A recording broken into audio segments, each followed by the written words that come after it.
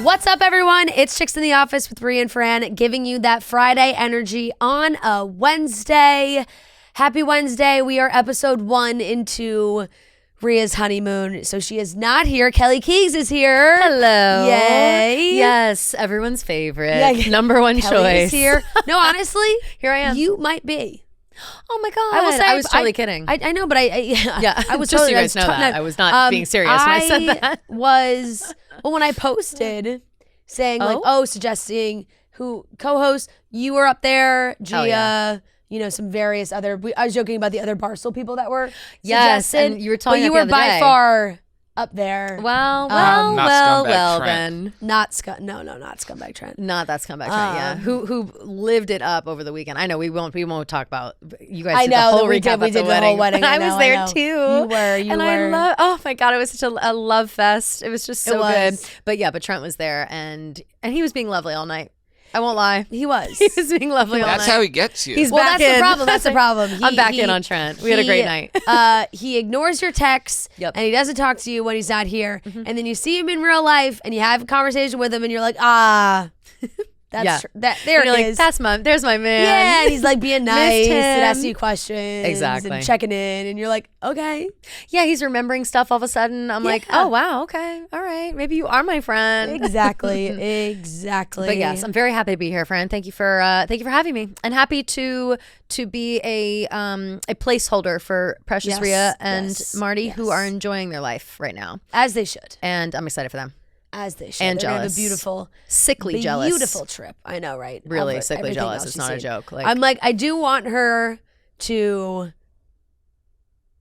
throw her, turn off her phone. I want her to throw her phone in the. I told her to throw her phone in the lake. That nice ass lake. Yeah. So just throw her phone in there. Funny the Get a new one when you get home. Between Fran on her honeymoon in terms of like my point of view, because I didn't speak to Fran once. Not once. No. For like the entirety. I also literally didn't not think, once. I didn't even think to send a text. No, I said to Rhea, I said, I will text when texted. Yeah. But she's the one texting. So no, I'm every like, time. Yeah. She's in chats. She's reliving as well. But that's why I'm just like, reliving. no, exactly. It's still so close to the wedding. How quickly did you leave after you went? Right. I was home.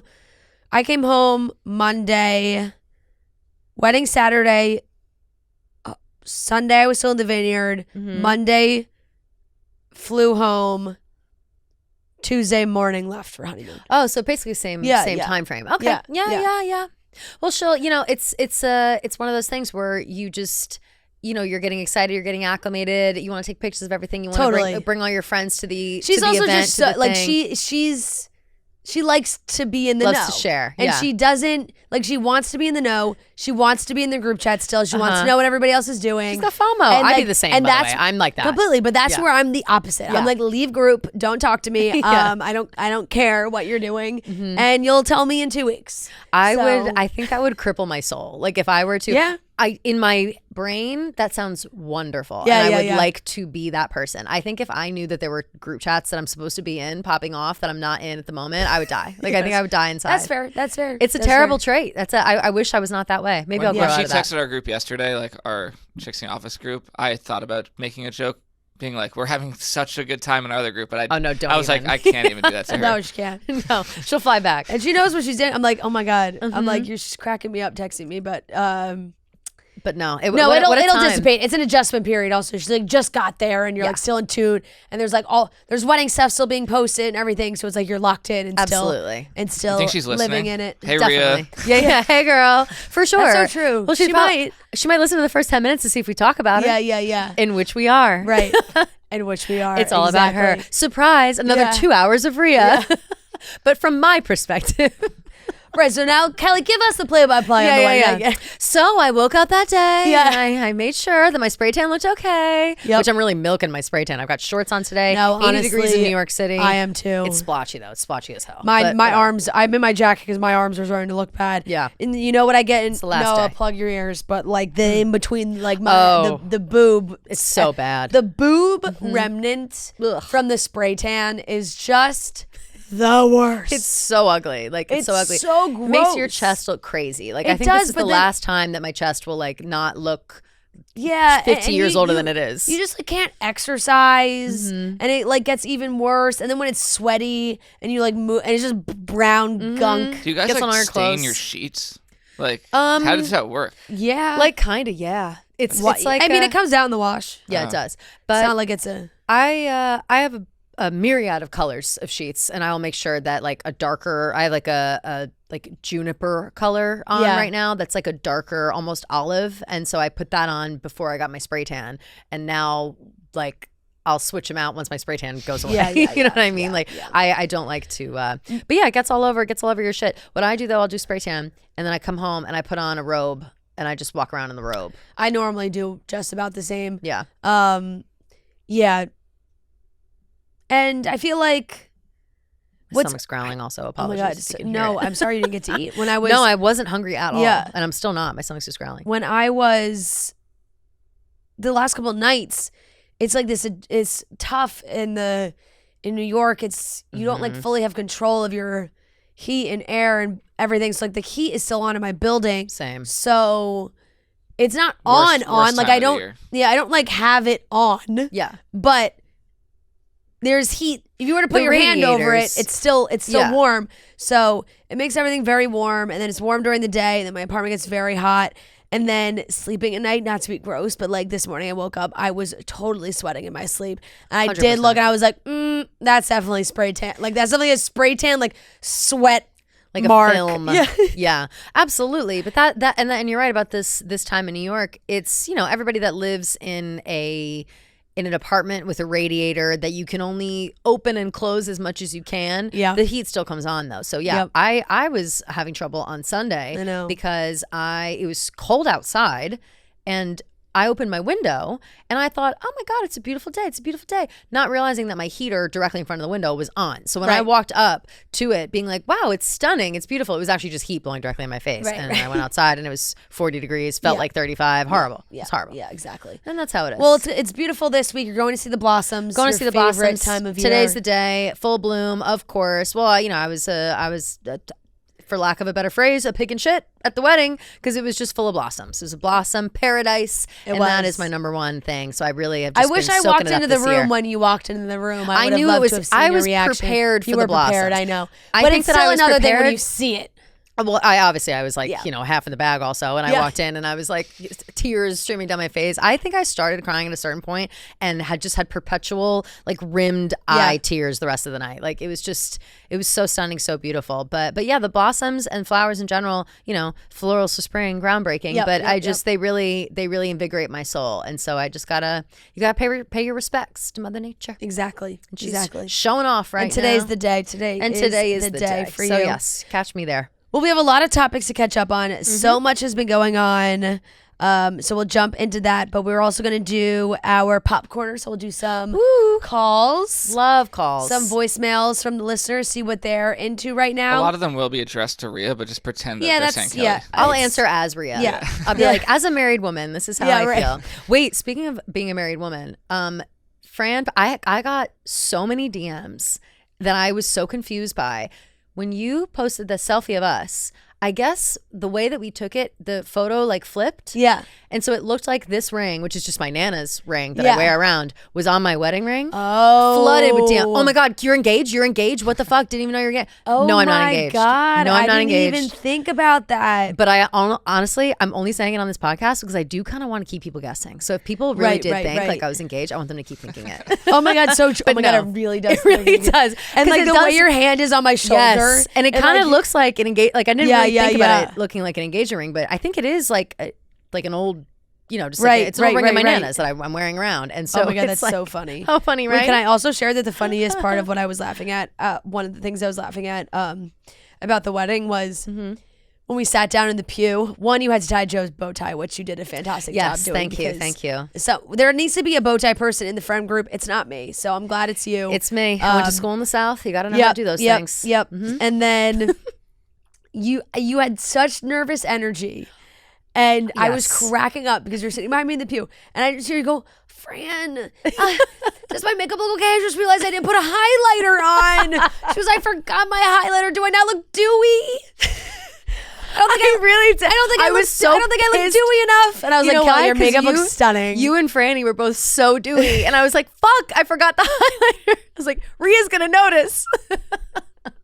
I really was. We were talking about it before. I was getting ready in my apartment and just like scream. Like I just kept being like, oh my God. Like I could not control my excitement. I know. Did not drink at all before, you can't drink before the church. But when I was getting ready, I was like, should I have a glass of wine to calm down? I thought like I was like, should I? I had to stop myself from doing it, or else I was like, I thought if I had a glass of Prosecco like before, I'd give myself a headache. Right, because if you have one, it's like then you have one, and then you get worked up. Yes, and then when you get worked up, that's when the headache comes on. I was so worked up, like just and I was just so overcome. Everyone looked so good. I was so excited. Like, and you had just like right when I was leaving my apartment to pick everybody up, you had said like to me and Gia, prepare yourselves.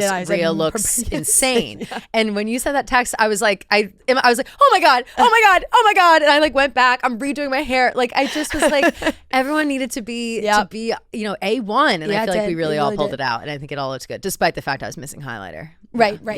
Which is tough. Let me tell you, your makeup still looked amazing. Thank you. Amazing. Slightly less dewy, but amazing nonetheless. Yes, I was a little less dewy, but it's like you need all the dew you can get. For a wedding, sometimes though, like no, because you're the tears, your sweat, like different times you're getting hot, like all these moments, the dew naturally comes back, and it did because I did when I was crying like. During as they're leaving, they were leaving the church, they're walking out, I'm crying, they stop, he's dipping her, everything's happening, whatever, I'm crying, sobbing tears. I did take my tears and do a little I did just a little tears, put a life's little bit natural highlighter. Life's natural highlighter. So I did do that, and then I felt better after. So I forgot about that. I was so excited. I was just so excited, and what can you do? It was Little Best. What can you do with being excited? Best. Exactly. So we'll get into that. And then we also have an interview with Charlotte Triggs, who's the People Editor-in-Chief. She was here. Oh, fabulous. Yes, fabulous. Oh. A little one-on-one. Oh, I can't wait to watch this all back and listen. Me and her talking People's Most Beautiful issue. Love. And her career. And we love she's People. Been at People for like 20 years. Very impressive. She just got promoted to Editor-in-Chief at the beginning of this year. Let's go. So, congratulations to her. Wow. Very exciting. She's fun. Girl boss and hard, as they say. Hell yeah.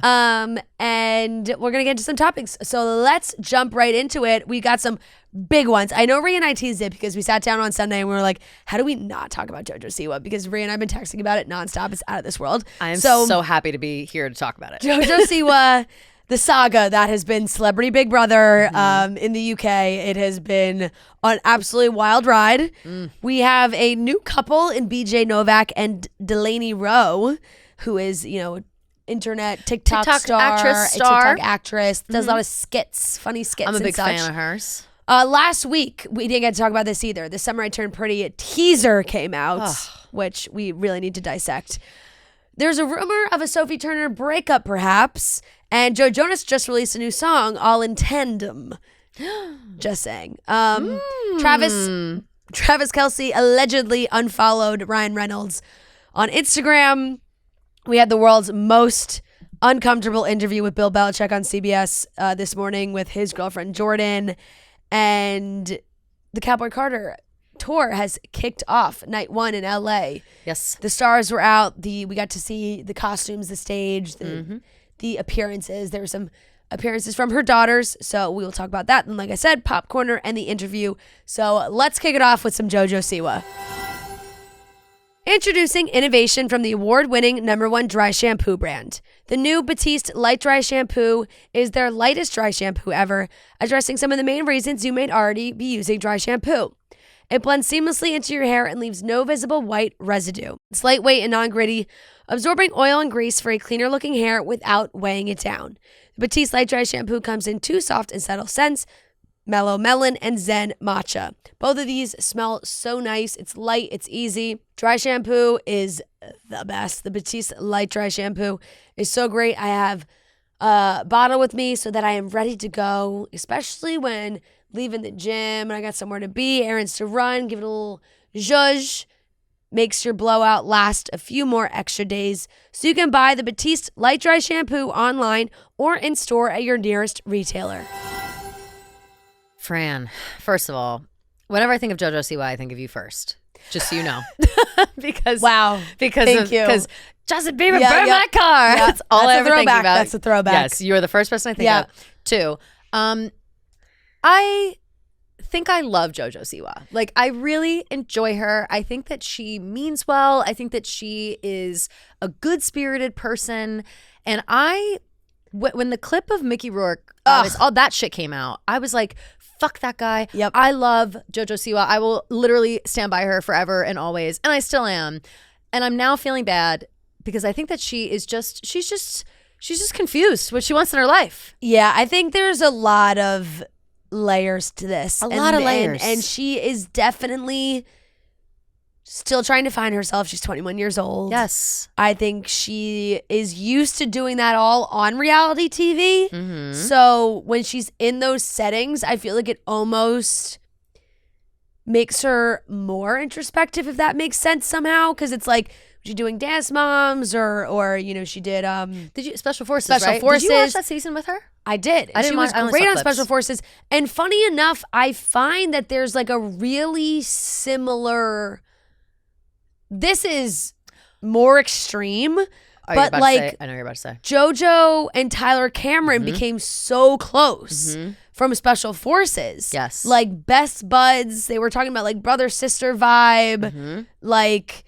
JoJo came to, this was like 2 years ago. It was right after they had finished filming, and Nick Viall was there too, from them doing the show, and that it was for a foundation for Tyler's mom, and they do an event every year, his gala, and she was there, and it was so nice, and they're so close, and I was like, JB dance battle, JoJo Siwa was a bad idea. Yeah, never forget. JB's failed fell dance to the ground. battle. Yep, failed dance So battle. bad. Yep. And so now I'm like, okay, here she is on another show with, an older, handsome reality TV vet Very charismatic. that are becoming so close. This took another level because there was a major physical aspect to this that I did not see when I was watching Special Forces. Not at all. Between her and Tyler. So if you're watching, it's tough because I only was seeing clips on TikTok. Me too. Celebrity Big Brother, I'm sure there's a way to watch it here. It's not like easily found. This is the UK version. And I don't, I'm not chasing it down like I do Love Island when I'm watching on my VPN, which I'm sure you could do. It wouldn't necessarily be appointment TV in any other scenario, but suddenly this interesting storyline is blossoming, and now it's like over, right? Like it's done. The show's over. So the show is over. And I've also never watched Big Brother. Neither. Well, I've seen episodes. I've never watched a season start to finish. Like I know all the popular people, like season 1 traders. I knew Dan. Like I know some of the people that like come in, that the reality star vets, the ones that kind of pop up on other shows and are around. That have that name recognition. Exactly. Yeah. And this guy, Chris, right? Is his Chris name? Hughes, yes. Chris Hughes, he is also, and he has it. He is that. Love Island season 3. Yes. He was with Olivia, who was actually just on our show recently. They not only did they have a spinoff reality show after their season of Love Island, he has done other shows, plenty of other shows, and he also dated Jessie from Little Mix. Yes, which love really, Little Mix. Same. Love. So my question then, I guess, Fran, is like the point where it turned and we started being like, okay, what's happening here? For me, at least, was when he was like tickling her back in bed, right? Have you guys talked about that already yet? Like, no, we haven't talked about this at all. Okay. Because I saw that and I was like, okay, yes, that is a sweet thing. And I know that JoJo identifies a certain way. She likes a certain kind of person. And I really didn't think too much about it, even when I saw it. I did think like, well, that's cozy. But then I thought, okay, no. She's got her whole thing going on. And I also didn't like where I kind of went in my head being like, is he taking advantage of a situation? And then I was like, that can't be it. That can't be, because he seems really nice and caring and sweet. So I don't think there's anything nefarious about it, but it is something to note. It's something to note. No, it absolutely is. And I did see, and once again, this is solely from my For You page that I've built brick by brick, of what people were saying was, especially after the Mickey Rourke stuff, which if you didn't see that, Mickey Rourke was on the season of Celebrity Big Brother. First episode, he had some very not okay things to say about JoJo Siwa. He used some language that was extremely inappropriate. He's dropping F slurs as jokes. Yeah, and being like, he was like, oh, it's all fun and games. He said something along the lines of like, we got to get the lesbian out first. Like just really gross things. And Chris he was also defended her in those scenarios too to him. Yes. Which may have kicked it off in a certain way. JoJo also went into the show in a relationship. Yes. JoJo had been dating Kath, who is an Australian personality DJ, and they have had a lot to say now post because JoJo broke up with Kath at the rap party of the season. Now I'm jumping ahead, but there's just so much going on. There's a lot. But wait. Bring it back a little bit to Mickey Rourke because there's something important here where Mickey Rourke is obviously this old man. He's out of touch. So much plastic surgery. He can't even move his face. Like nobody really. Crazy he was even on Big Brother to begin with. Yeah.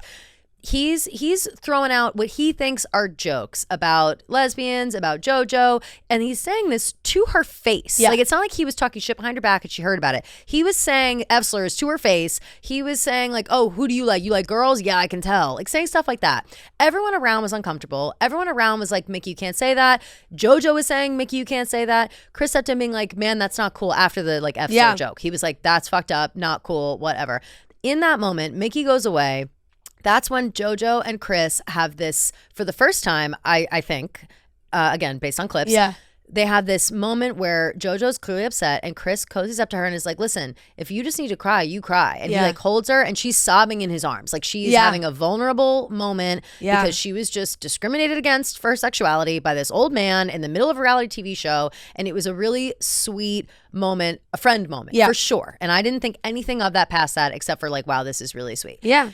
Then I guess in the coming weeks, like they just got closer, became better friends. Maybe that moment of him like really being there for her sparked something in her that thinks like, okay, maybe I'm just looking for someone to be there for me. Not necessarily, doesn't matter who it is. I just really like how he stuck up for me and whatever. And then we've got the tickling of the back and all that's going on. They were constantly touching. They were always touching, In every clip, they're talking about massages. They're cuddling in bed. They're in a hot tub. Like there's just they were inseparable. Felt like a line, whether you are, if there's a defense of like, oh, they're just so close, they're just friends, JoJo's in a relationship, like that seemed to be a defense that was used. And then there was people that were like, oh, Chris is using this to his advantage to stay in the house. Stay in the house. And that kind of thing. Manipulating her. Right, like it makes him look good. But then it's just like, I don't know. It just took a level that was like, this is not platonic touching. I'm sorry. No. I have guy friends that I have no problem like giving a hug or like touching their arm, whatever. I'm a touchy friend. Yeah. Like if you think of your touchiest friends, like I'm up there. Right. And even I saw that and I said all friends, girlfriends, guy friends, everybody. Yeah. I said something's there. So that's sexual. Like it's just or not even so much sexual. I mean, no, it is sexual, but more of like intimate. Right. Like it was was more than just sex. It was like it felt whatever. So then it does feel like JoJo was also working through a lot of feelings. And this was also happening. She was opening up about herself, her sexuality, saying, I've always felt like I was a lesbian. Maybe that's not how I fully identify as anymore. She was like, I feel like I'm queer. And she was also speaking about, how she has non-binary people in her life and like that label and kind of like. And she did say in the show, I'm non-binary, but I like girls is like what she said or something. I think. I might be wrong about that. No, but I think that's what she said to Mickey when he asked her like, "What's your deal?" Right. I think that's what she said first. I'm not sure on that because I think she had said it's something that she's thought about. Maybe that's. But she's not quite sure if she would want to fully use that. I think that's another part that she was working through of like that clip fast. It was a couple weeks ago. Yeah. Regardless, because she's talking about Kath. Yes, and her relationship, and how she's had these feelings of like, oh, is that more of how I feel, or is this how I feel? And, you know, she's 21 years old. She's working through a lot of these emotions, feelings. She's been on reality TV her whole life. Like, it's a lot. It's a lot to go through. And it just felt like as it went on, she seemed to be questioning more and more.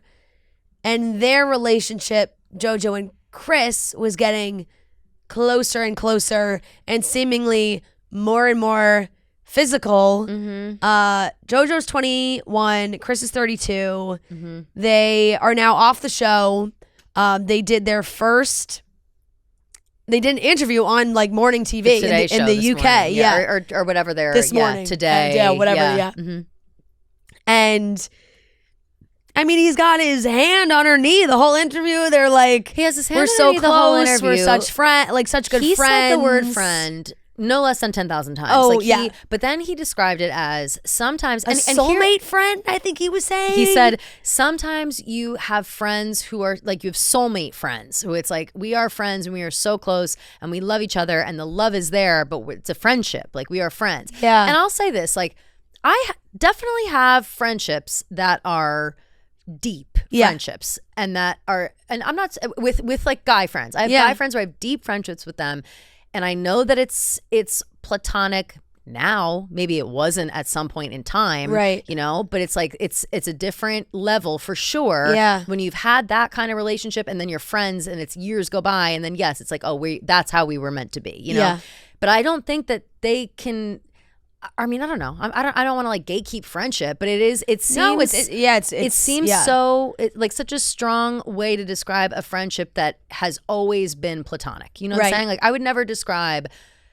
Imagine I'm not going to use a real example, but like it's like I have one of my guy friends here or something, and I'm like, oh, that's my soulmate friend. Yeah, right. People be like, what the fuck? So you guys hooked up, right? Is like what they would say. Yeah. And I would say if I were to classify someone as a soulmate friend, yeah, maybe we hooked up when we were kids or, you know, whatever. And then you find out that you're friends. Like, that's how you become that kind of friend. And I'm just so curious as to like what. Right. Do we think like things happen behind the scenes and maybe they tried to work it out and they decided we're better as friends? And I have no clue. I mean, it's not like the cameras aren't on when they're on, like, true, but they're off now, you know what I'm saying? Like, now they've said like, oh, we're gonna like figure out what's going. I don't know. It's like they kind of alluded to them spending time together outside of the show and like seeing what's I feel like they need it. They're like, yeah, we're gonna maybe hook up and see if it works out. Like, that's the vibe I got. I don't know. I don't know. It who really knows? Yeah.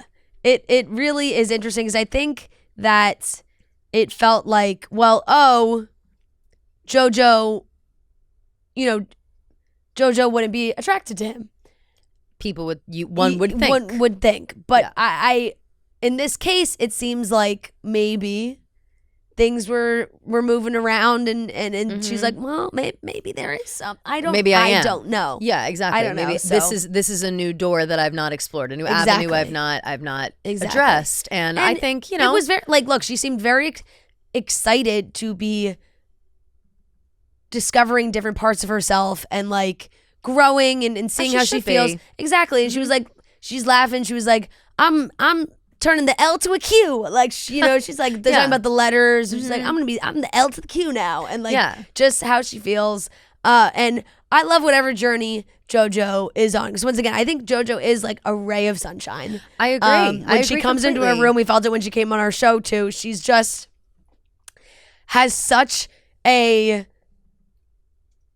like, what's the right word? She's just a very genuine. Magnetic energy. Yeah, she's very genuine. That you really just feel. And maybe Chris has really felt it. I don't know what's going on there, but it's just been so interesting. A captivating woman. She is. She is so lovely. And I mean, we're going on about how lovely she is, but it would not shock me at all for like guys to be attracted to her. Like, just because she says I like girls doesn't mean that guys don't think that she's attractive or are attracted to her as a person or anything. Yeah. So that's the other element to it. But I will say that after seeing all the clips and then now seeing this interview in the morning and whatever, I don't think that Chris is doing anything wrong. I think that he's playing it right. I think that he is being respectful of her, trying to figure her shit out. I don't necessarily think he's like clout chasing off her. Right. Like I don't get those vibes. You know how sometimes when someone dates someone new and you see them kind of like in the middle of something. Yeah, I don't know. I'm still a little sus of him. A little bit like Bill Belichick and what's her face. People are sussed out by that. But here's the thing is I want to try not to be sussed because I want to believe that this is genuine. Yeah. But if it comes out one day that he is sus, I probably won't be surprised. But I hope not. I hope not. I just feel like at what point in the house would I feel anyone would be like, is this okay? I don't know. On his side, coming from him for sure. So I'm not quite sure. I'm really not. It's not like it was like all instigated by JoJo. Like it was very 50-50 mutual. You know what I mean? Like it's like she was hanging all over him and Big Brother vibe. Like it wasn't like her relationship with Tyler Cameron. Like it wasn't like that, right? Like their relationship, I saw them, I said brother and sister, BFF, and I bought it hook, line, and sinker, no matter what. That was great. This is another level. Definitely another level. So interesting. So the show ends. Yeah. And Kath traveled to see JoJo for the end of the show. I guess they hadn't really been able to speak that much. And you're not allowed to. The rules of Big Brother is like you're not allowed to communicate with anyone from the outside. Like, I think you can win like phone calls or something. Like I'm hazy on the rules, on the details, but I do think like you're sequestered for most of it, right? You know, completely. Majority. So Kath makes this whole video, and they say JoJo pitched it as going on another show, and it's the lights, camera, action. It's a TV show, referring to Big Brother. Big Brother, yeah, to be like, it's reality TV. Things are gonna be said, seen, heard, whatever. Got it. But I'm in this relationship, and maybe tried to reassure them a little bit. So, got it. Kath's under that impression.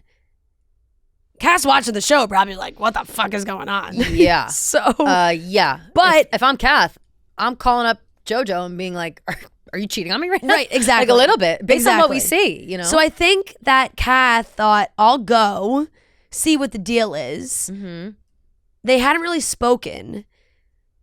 And then on the morning show, JoJo said that it wasn't really the plan to see Kath at that point, or maybe she didn't know if Kath was going to be at that party, and then she ended up being at the party.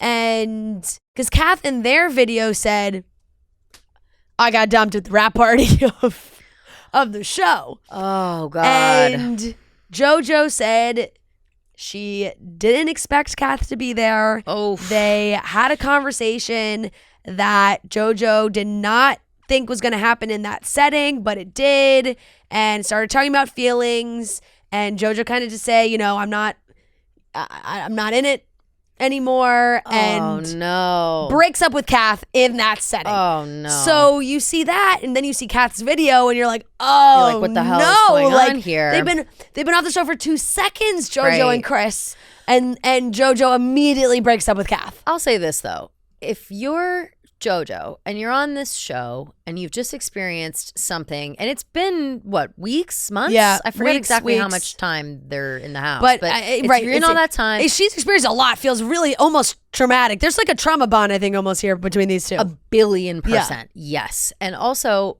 you're working things out. You're not sure how you feel about certain things, certain people in your own life, whatever. You need a moment without the cameras, alone, to think, center yourself, and then move forward with figuring out how you're going to put back together / pick up the pieces of your life after the show. Yep. You don't expect to come out of the show and see the one person that you need to have the most serious conversation with as soon as you do. So I'll be honest, I feel bad that happened to Kath. I don't feel bad that happened if Kath showed up to that party and JoJo had no idea that they were going to be there. Right. You know what I mean? Like, I think that's not fair to JoJo. Yeah. Or after seeing her go through so much. Right. I think there was maybe some discussions of when they were going to see each other. And like, who brought Kath in? The producers? That's when I start feeling like being at the party. Trying to stir up drama when they know that it's going to be a very heavy conversation. Like, it's not like very, we're just very breaking true. up. Like, in the grand scheme of things, they broke up. But there's a lot more to it.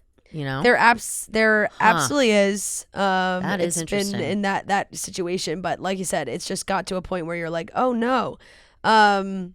Okay. And I guess JoJo and Chris, they're doing their interviews. They're living La Vida Loca. I wanted to find this quote from Kath. I honestly feel so numbed out right now and so disoriented that I feel like the only thing I have to do to place this situation is to finally address it after 2 weeks of sitting back, watching certain things unfold and not being able to get any clarity from the person that involved. Oof. I mean, well, she's on the show. Ugh, yeah. That bothers me a little bit.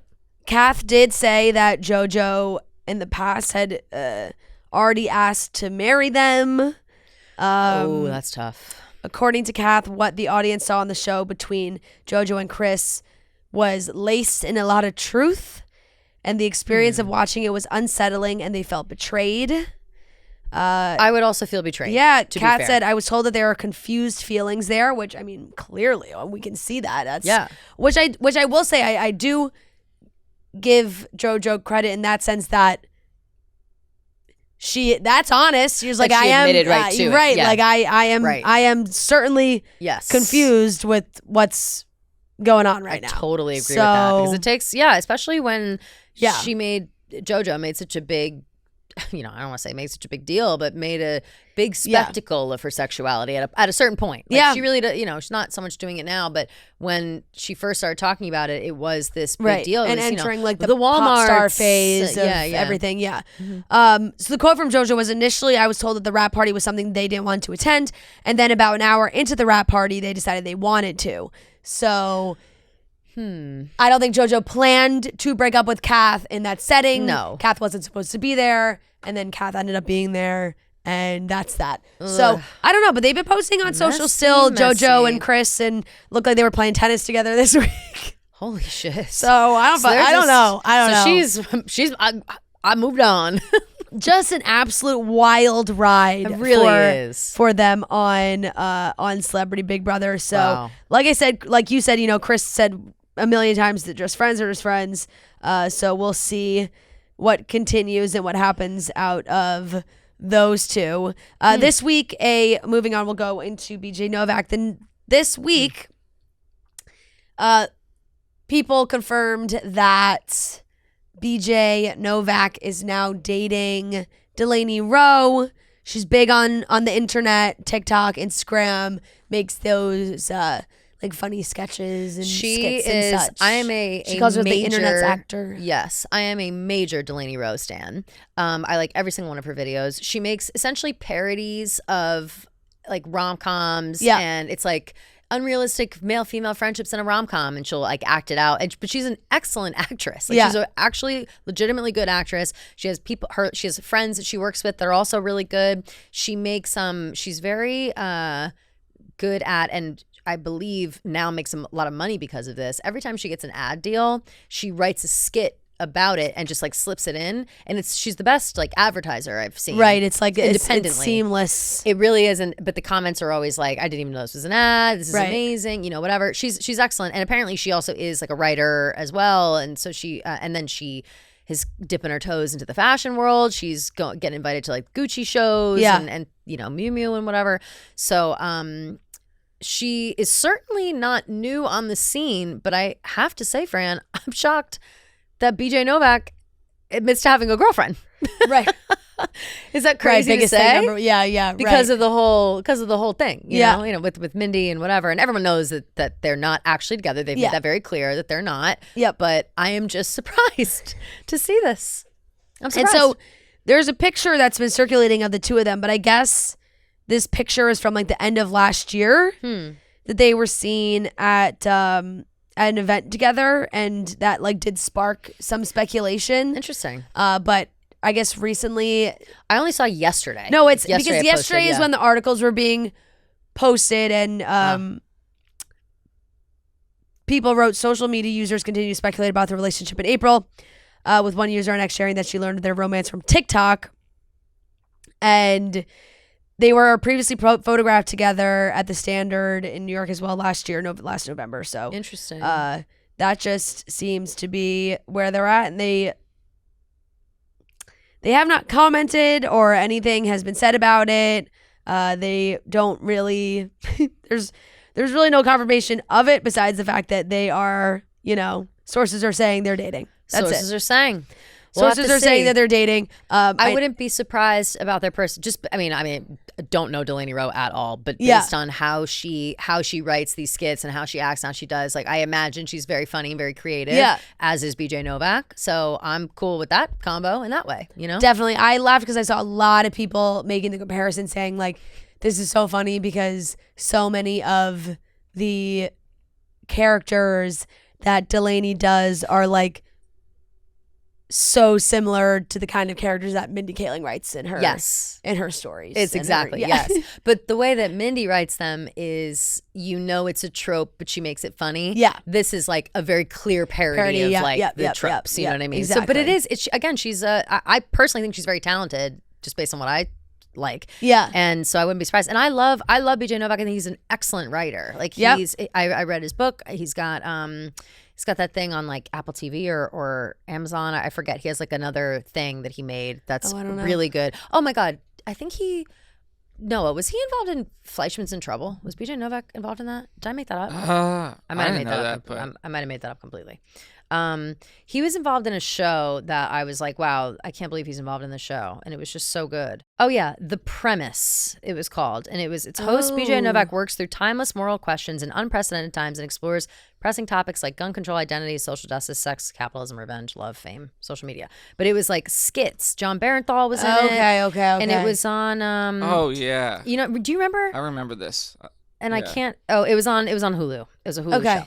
So, but yeah, so he has this extent. And obviously he did a lot of writing for The Office. Like that's his big thing. His movie was really good. Super good. Vengeance. Yes. Oh, that's the one that John Mayer. Yeah.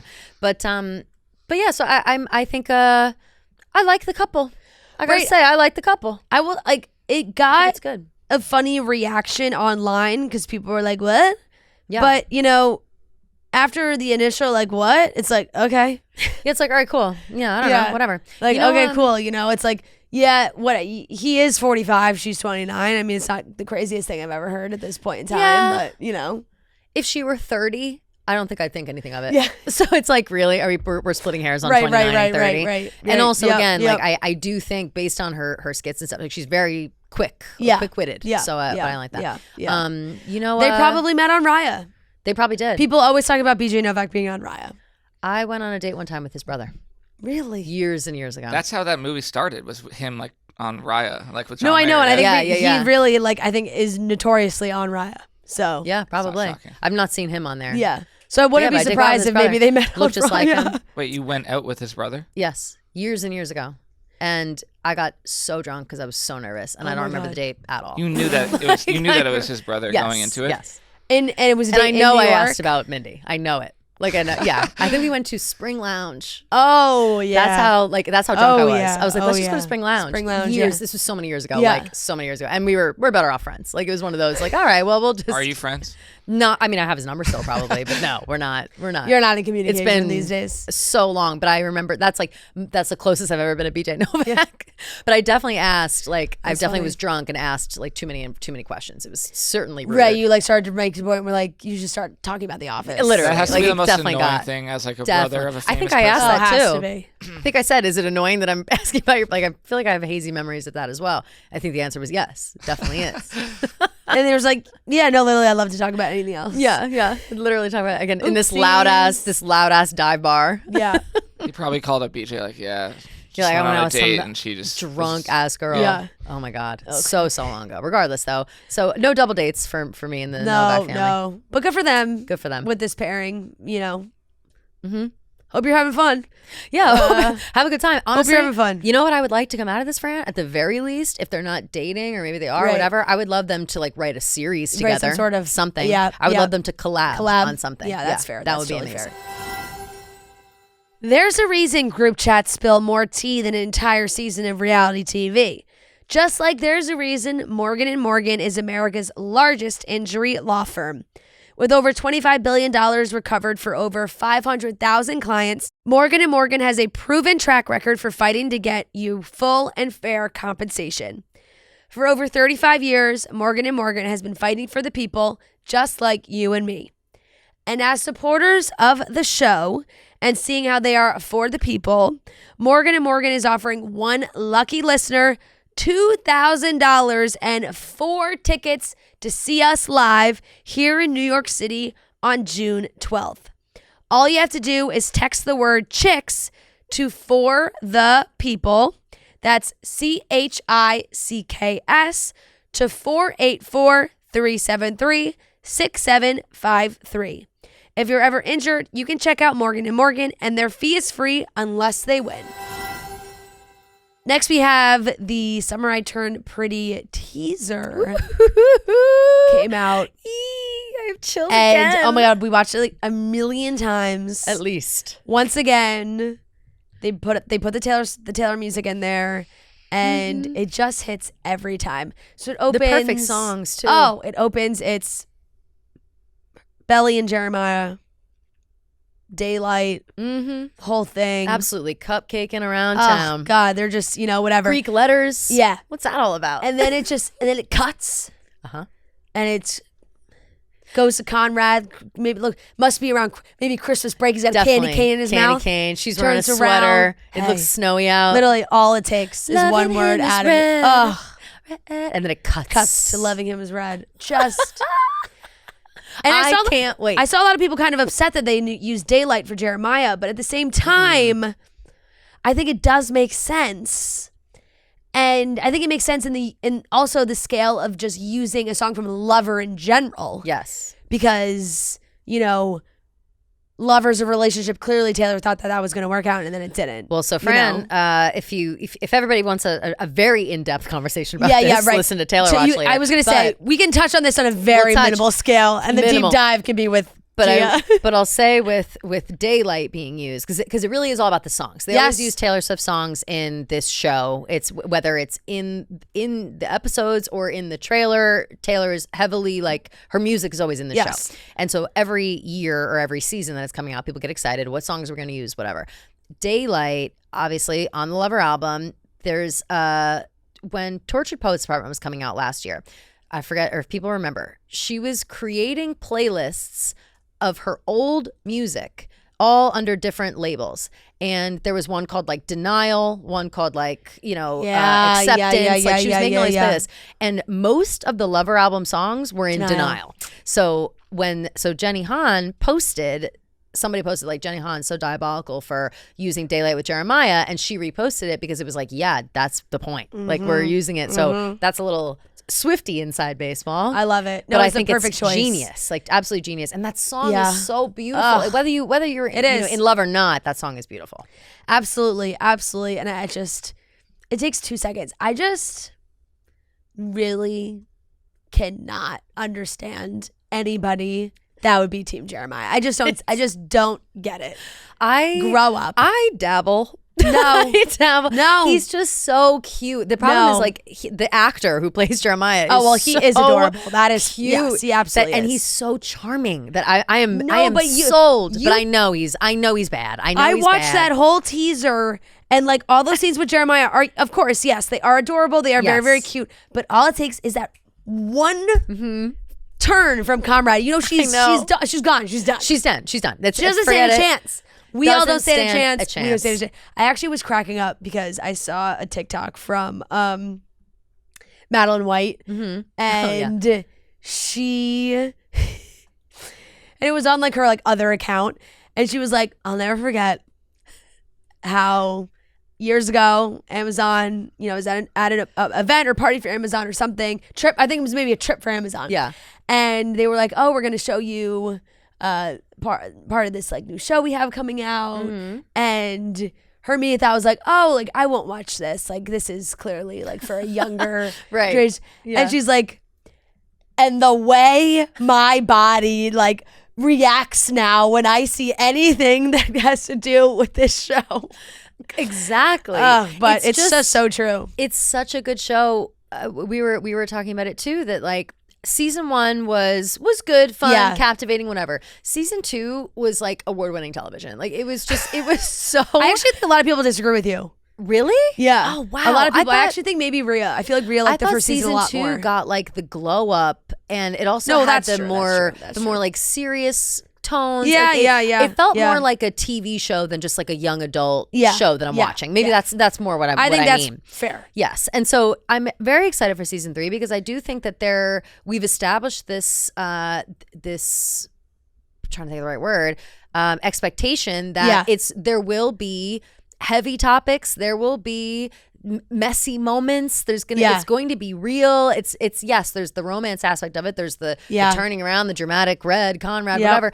But I also think that like ultimately it's going to be a greater message into like what do you actually love versus lust versus being distracted or love bombed or whatever. And I think that Jeremiah, those who read the book, I didn't read the books, and now it's too late because I don't want to get it spoiled. I'll go back and read them. Right. But so I know people know like things that happen. Well, that's and whatever, the thing. That's like when you watch a show that's in this format of like you got the books and you got the 3 seasons and this is it and then it's coming to an end and you're just like, it's so much anticipation that the satisfaction is like the most euphoric feeling down your spine. More than like ever. You're right. You're like, of course. Yes, it's happening. I know that like I know how I'll feel because the signs are there in season 2 about Jeremiah. Like of course. It's when they introduced that idea of her going and like being with him and whatever, I was like, oh my God, has he been the one all along? Right. Well, and Conrad's been dragging her along and whatever. But then you see those little moments, like I said, the love bombing, there's just the like a little bit of it. a little immaturity. And Conrad, of course, Conrad has a lot to go through as well. Exactly. But so it's a whole Conrad's thing. got the older brother element. So excited. Yeah, I'm just so excited. Although it's good that it's ending because how many times could you bounce back and forth between? No, the you can't. You can't. It's like you get one. You get one bounce back. You get one, but it's already kind of twice. It's right. It's already gone. Yeah. It's like it's yeah. Listen, so it's already gone already. Out on Cousins depends on beach is and a how different you want place. But I literally like Rhea and I talked about it, and because Jenny had did an interview and said that certain things people may be surprised by or whatever, and I was like, if she fucking changes the way that this all ends, I will be. That'd be nuts. It would be nuts. It would be nuts. I don't think she would. I don't think she would. I think because she's been pretty pure to the plot so far, as far as people people say. And right? honestly, like she has very impressive, Kelly. I will say that you haven't like gotten it spoiled in some way. I know. And I've avoided it like the plague. I don't look up anything about the show because when I saw season 1, everyone said there's books, you got to read the books. And I said, oh yeah, I'll get to it. And I kind of forgot. Yeah. And then season 2 came around and I was just so enamored. And I was like, well, at this point, I would like to see what's happening here. I don't want it spoiled. I don't want to, if I read the books, it'll be different and I'll start getting critical. That's another thing too. It's like I get way more critical of shows and movies when I've already read the book, obviously. Completely. I think that's just par for the course. Part of it, yeah. And I love it so much that I don't ever want there to be a level of disappointment. And this is how I watched Normal People. I watched Normal People, the show, first. And then I went back and read the book. And it was 10 times, the book was 10 times better than the show, but it made me, like I flew through it and I still loved the show. And then I like watched it back again and still thought it was really good and whatever. But if I had read the book first, I don't think I would have liked it as much. And there's a fun element that after you watch it, when you read it, you like picture the people from the show as so it's like almost just watching in your mind. Yeah. Getting to watch a whole nother show completely with the same people. And I'm perfectly fine with, and I don't have any casting bias. So I'll be fine going back and reading it and picturing all these people. You know what I mean? Like however they're described, I'm sure is how it is. I just, but wow, what a show. And I'm really pushing it on people lately too. I'm so excited. July 16th. Couldn't come faster. It really can't come fast enough now that we have the date of July 16th. I'm like, selfishly, I don't want to rush to summer because I love summer, but like get me to July 16th. I know. Get me to July 16th. Whatever, anyway. July is where it's at. Seriously. Okay, so there was a rumor last week that Sophie Turner and her boyfriend Peregrine Pearson had Mr. Peregrine Pearson had broken up. Nose a little bit. Yeah, right. Peregrine Pearson checking in. That sounds like a Harry Potter character. Yeah, it totally does. Well, there's the movie. It's like Miss Peregrine's School for Curious Children or something. I think that's what it's called. So People Mag posted this last week. They said the 29-year-old actress sparked split rumors as fans noticed she unfollowed Pearson on Instagram. The duo has been dating for nearly 2 years. While there are still several photos of him on her Instagram profile, the most recent is a January post, and he's no longer tagged in any of them. His birthday post from October is still on her feed as well, but his tag has been removed. Turner has also posted several cryptic posts on her Instagram stories lately, most of which have alluded to change. I know there was some discourse between the Jonas girlies. Oh yeah, how are the Jonas? What do the Jonas heads Well, think? there was something like a couple of weeks ago where she posted on her story like album dropping soon or something, and she was like guzzling a bottle of rosé. Sophie posted, and everyone was like, like Joe did just announce his solo album, full dates coming out, right? But then like the Sophie people were like, no, she like her best friend has a new album that's out or so. There was a lot of discourse around it. I don't really know which way. Although I fucking love Sophie Turner, so I just too. It really breaks my heart. I feel like a child of divorce, and I want them to figure it out. And because I am on the Jonas Girly side of TikTok, where there is so much of like not on Joe's side and much more Sophie's in that split and everything, and but because of what I see, I see like the Jonas fans being like, okay, sorry, like I know it didn't work out, but if I was Sophie and I heard this song that Joe just put out, like I'm calling him up.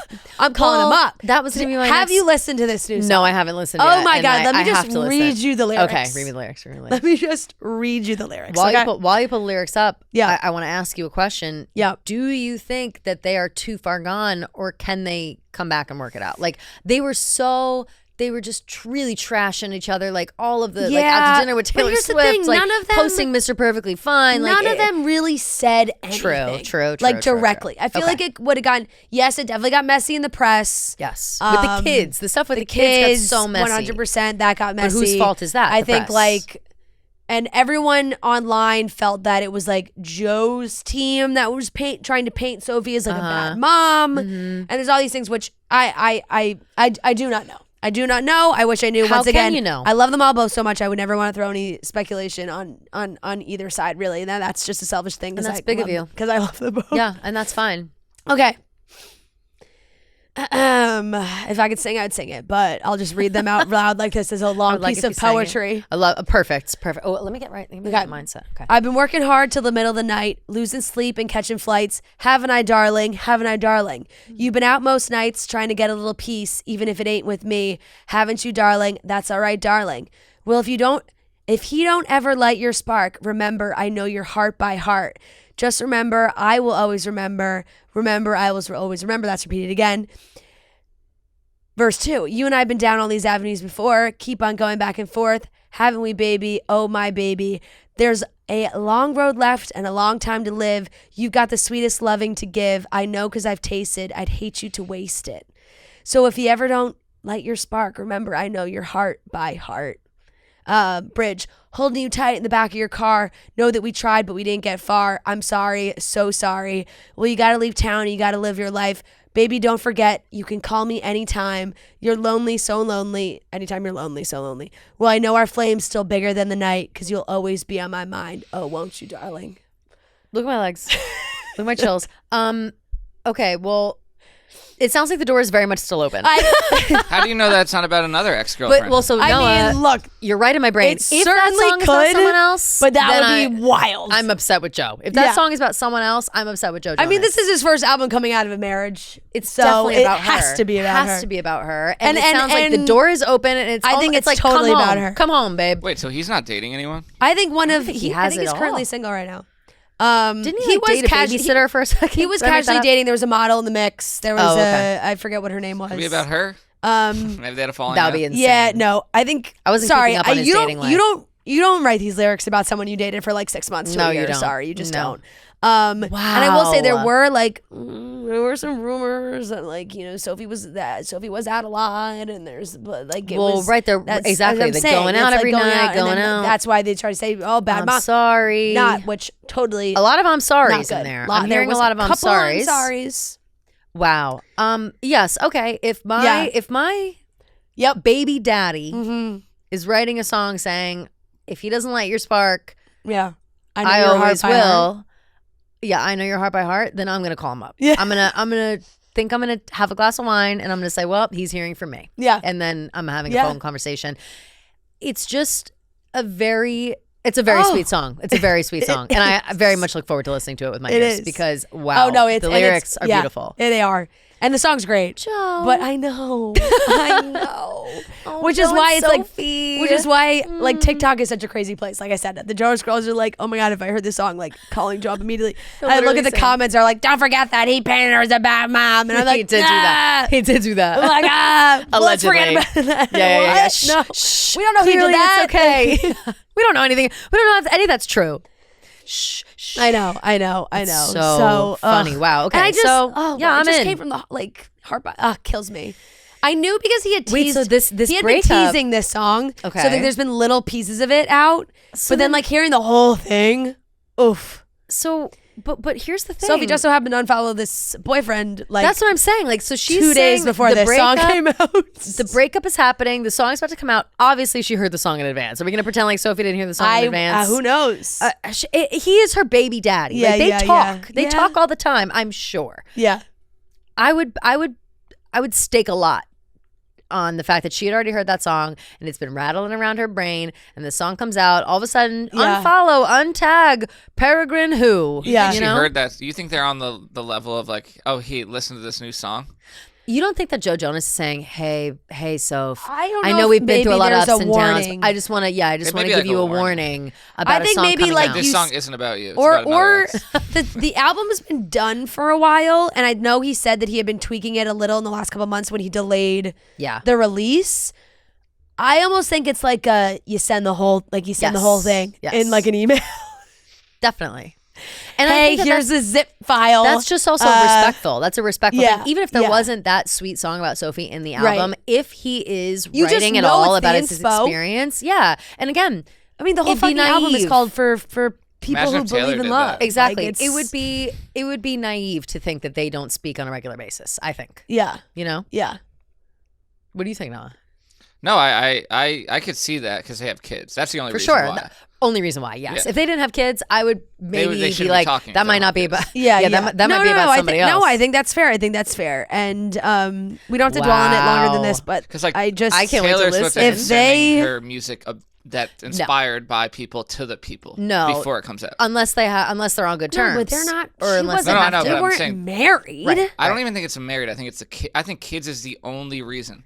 I think marriage is a whole nother level. Marriage, if you got divorced, like what? Like but if you're about to drag somebody, but if it's you're like you got to give them a heads up, you know, be like, hey, your listen, husband, this is my art, this is my shit. Do you think Taylor would if she got married divorced and then wrote an album, like she's gonna send it? Probably legally, you might have like it might be like one of those things. I don't know, or it might be like my publicist tells your publicist kind of thing. Yeah, if it was a divorce, no kids, but with the kids, I just can't imagine a world where they're not at least sending photos back and forth. Every divorced couple I know that has kids still texts photos of the kids back and forth. Right, or they're like, has to be something. I mean, unless it's really that sour that they communicate like through their assistants or something. I don't know if you write a song like that if you're that sour. I don't either. I don't know if you do. I don't think you're. I'm rooting for love. Same. Like, sorry. Although, how do you come back from going out to dinner with Taylor Swift and talking shit about Joe and she lived with her for a while, I remember. But maybe they're I almost think maybe Joe would be like happy for True. that situation. Right. Like, thankfully, there's someone who has my back. People are going to be like, God, friend, get now off I send their Joe's babies presents. No, true. Now I send their babies presents. Like, she obviously does, Taylor does, too, have a relationship with Joe as well. So I'm sure that I think we can run it back. I think we can do it. I think get him back. Let me say get him back. I think there's room. I think there's room. I think there's room for a discussion. I think there is room for at least a conversation. And who knows what will happen when the whole album comes out with how everyone feels. But the song is beautiful. Yes. It is. Okay. My God, this is going to be a 3-hour episode. Buckle up, Isn't everybody. It always? It always is. Every time I'm like, oh, Kelly will come on. It'd be so easy. It's like, no, we'll talk for 9 hours. Just love to talk. Okay, Travis Kelce allegedly unfollows Ryan Reynolds. This is my thing with the whole follow headlines that always come out. Who can prove that he was following him already? Great question, Fran. And also, why are we still paying attention to who's following and unfollowing who? Right. I don't care. I don't care about literally that. Just the whole last story was about Sophie Turner unfollowing her boyfriend. Wait, like, what in was? the context of what we just quite literally just talked about. Everybody. So actually, we structured that whole last topic about but there was more. There was more to that. There was the untagged photos, and that is more damning. And this is a boyfriend too. Also, if someone's blocked, it automatically untags them. Exactly. So that's also very different. Like no. I agree about that. Right. And this is like a friendship level. Friendship unfollows. Right. Okay. Which, like, how close were Travis and Ryan Reynolds in the first place? They're only friends through Taylor, through Blake. You know what I'm saying? So it's basically 2 degrees of separation. Right. However, I can't find a care in the world to go back and forth on thinking of whether or not Travis Kelce is sitting in his house and thinking, I'm gonna unfollow Ryan and that'll really send him a message. Yeah, right. And then it spark a media storm. If I know anything about Travis Kelce, Taylor Swift, Ryan Reynolds, Blake Lively, is that they don't need or want a media storm. They're in enough as it is. And Fran, I'm gonna tell you something right now. You know what this smells like? Travis is pretty pissed about this. And I said this exact same thing on Taylor Watch. To me, this smells like Justin Baldoni PR. I'm not even kidding. Because if Travis is unfollowing Ryan, then it sparks up the conversation again of Blake and Taylor aren't friends anymore. Travis has Taylor's back because they're bad people. Rumor Taylor is going to be subpoenaed. Right? Just so happens, she's being subpoenaed. Just so happens that they're at the Time Gala 2 days ago. All of a sudden, Travis is unfollowing them. It's headline news. Get them that wonderful speech that Blake gave on behalf of her mother, who was at the Time Gala, and which you know. That had a lot of mixed reactions, but then the hate, she's already getting shit on nonstop for one thing or another. It's enough at this point. I will say, I actually really got angry. I saw a Page 6 article that was like, fans tear apart Blake Lively for her outfit for a simple favor, and it was literally just because like her body makeup from her arm got a little bit on her dress. Arm. Like the dress was like a little tight under her armpits, and they were like saying that she like looked gross because it was like her arm fat. Which I was like, okay, this is, come on, people, it's ridiculous. That's insane. I saw a couple days before, or when the premiere was really happening, ridiculous. The comments were flooded with positivity at first. So that's what I'm saying. Like, I don't trust bots on the internet. I don't trust the comments. Right, it does come where it's enough. Yeah, like enough ebbs and flows for sure. Enough. No, and that was something that was really interesting. And I do wonder if. I know like Travis and Jason are kind of doing their own schedule when it comes to New Heights in the off season. It's like some weeks they do an episode, sometimes maybe they skip. I'm curious to see if this would be something that they would address, because sometimes they do like bogus headlines. They'll be like, that's bogus. Yes. So I wonder if he would. I wonder that too. Which would be interesting. The only reason I would think maybe no is because then it opens up the conversation even more about the Blake friendship and whatever. But people wrote like last week being like, Blake and Taylor are fine, which again, everyone fucking knows that. Like, it's again, we don't know anything that's going on in these people's lives for real. Yeah. We only know what we've seen headlines about, and it's a lot of bullshit, I think. And it's just, if your friend is going through some shit, you're not just like abandoning your friend. And Taylor is the godmother of 3 of her children. Exactly. And then, which we had a long debate about the other day. Yes, I heard about the debate.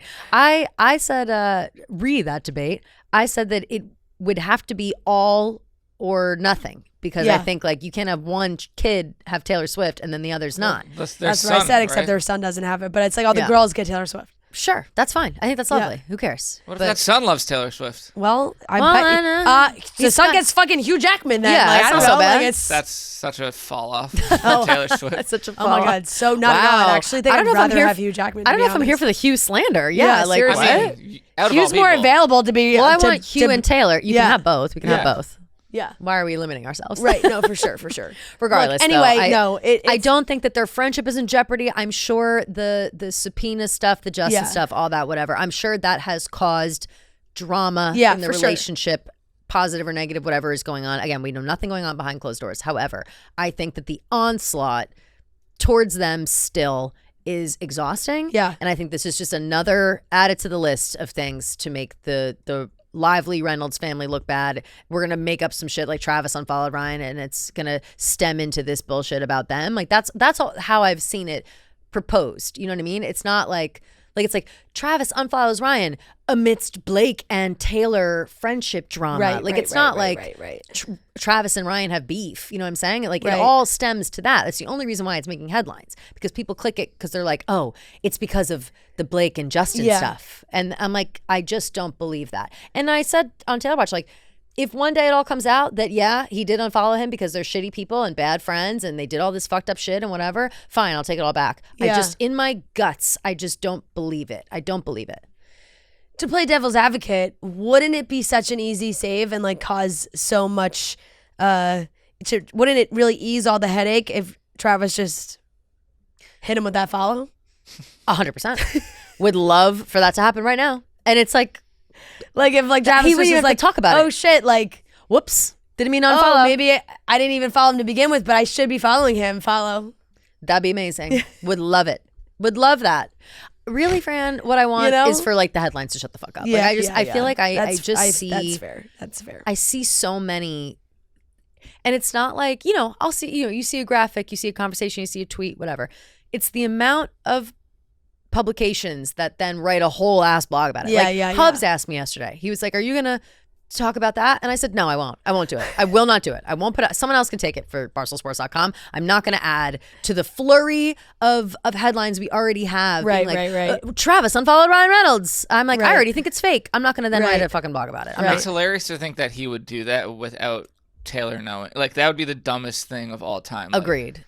Right, exactly. It's like, it was. I really feel like we could just be did in you a unfollow world. Ryan? Yeah. Like, what the fuck? Why would you do that? Right, or like we could really be in a world where he's like, Ryan, great guy. I must not have ever followed him. Exactly. You know. Also, this is Instagram. These people live in the real world as well. Yeah, I feel like people have they think Instagram is the center of the universe, and it really is not for these people. Like, Instagram is not the center of Ryan Reynolds' world. Yeah. Or Travis Kelce's world. Yeah. No, very true. Very true. Okay. I hate that. Are any of those people going to the Met Gala? Do you know? Blake and Ryan are not going this year, I think. She said she's not going. Yeah. Taylor and Travis, no word. But there's always no word on her. Yeah, last year, we were they reported no. that she was. We were thinking no, just last because she's year not was gone no. to anything. She wasn't there last year, no. But they had reported like the week of that she was going for a second, and then they were like, that's no. another. I think it's a no. It's clickbait. I think it's no too, because she hasn't been seen since the Grammys. Yeah. And I mean, the Met Gala could be it. It would also then be like their first public red carpet together. So that would be a huge deal. Right. And I just don't think that, it doesn't seem like it's trending that way. Yeah. It'd be cool. Yeah. But I won't get my hopes up. Yep. That's so fair. They don't make it easy to buy concert tickets these days. You got to sign up for the pre-sale, get in the queue, and by the time you get through, the best seats are probably already gone. Going to a concert should be about the show itself, not waiting in a virtual line. Lucky for us, we have Game Time, the official ticketing partner of Barstool Sports. Game Time makes getting tickets faster and easier. Prices on the app actually go down the closer it gets to showtime. I think we were all just looking at it, guys. We were talking about it. Cowboy Carter, Beyoncé, she is officially on tour. The tour is kicked off. So if she is going to a city near you and you want to head to the Cowboy Carter tour, you can check Game Time, see what those prices are like on there, find those amazing deals. So what are you waiting for? It is time to buy those tickets now. Take the guesswork out of buying tickets with Game Time. Download the Game Time app, create an account, and use code CHICKS for $20 off your first purchase. Terms apply. Again, create an account and redeem code CHICKS for $20 off. Download the Game Time app today. What time is it? Game Time. This Bill Belichick interview, I know this is not normally in our normal topics, but this is so crazy to me. So... And honestly, like Dave, like really kicked off this whole conversation because he was watching it and live and posted all out there. But Sunday morning, CBS, they do an interview on Bill. He's promoting his new book. Mm-hmm. He's sitting in his chair. It's the most uncomfortable interview ever. He's in his sweatshirt with holes in it. Mm-hmm. And his girlfriend, Jordon, is off to the side. And there is a moment where... Bill is asked, about his relationship and where they met, and Jordan's off to the side. She goes, "We're not talking about this." And like the camera pans to her, and it's just very awkward. Then he asks about like Jordan's Instagram post, these pictures of them on the beach, and Bill looks like this man is speaking a different language to him. Like, the English language is not making any sense to Bill in that moment. Mm-hmm. The words are not combining. I don't know what's happening. Mm-hmm. He has no response. I think Dave and them were saying like it seemed like he didn't know those were public. Like, right. In his mind, those Dave were just was saying he was like, yeah, you've seen those pictures? Like, how have you seen them? Yeah, like not knowing they were on social media. But like I'm sorry, I know Bill is an older guy, but he is surrounded by younger people where it's not like anybody wouldn't say, like, are they that afraid to say something to him? Like, Bill has children that are grown adults. He's also not like off. Like, yes, he's not on an Instagram or whatever. Yeah, but I don't think this girl is scrolling like, social media, pulling the wool over his eyes and like taking advantage of him as an old man. That's what people are saying. No, I know. I saw that. It does kind of seem like that. Though. So wait. Finish the recap because I have thoughts. But in what way though? Because truly, like, I mean, unless they're afraid of her or afraid of him or they don't want to stir the pot or whatever. Mm-hmm.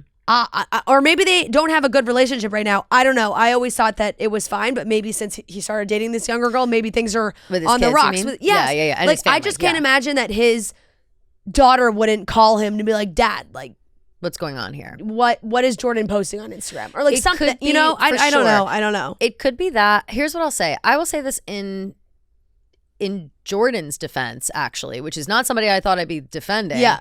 But from what we've seen of her, is that she essentially works for Bill Belichick. Like, she's basically his personal assistant / girlfriend. She's running like Handler. Bill Belichick Enterprises now. Apparently, is like she's doing all. She's on the field his with personal business stuff. She's on the. She literally is, but she's helping him with, like, there was that clip of them at UNC, and she's got her outfit on. She's going back and forth with the mics. They're filming like a documentary of him, or they're filming something of him, and she's trying to make sure that his audio is good. Like, she's doing a lot of things that I think that he just doesn't have the time or capacity to do or care about. Right. And he doesn't trust a lot of people, I'm sure. Like, literally hire an assistant. Hire an assistant. Okay, like, what has he been doing up to this point? I totally get an assistant. That doesn't mean you have to date your assistant. I totally agree. And the dating part of it all, I'm not quite sure what that all is. No. But I also think that she's carving out a space for herself in his life.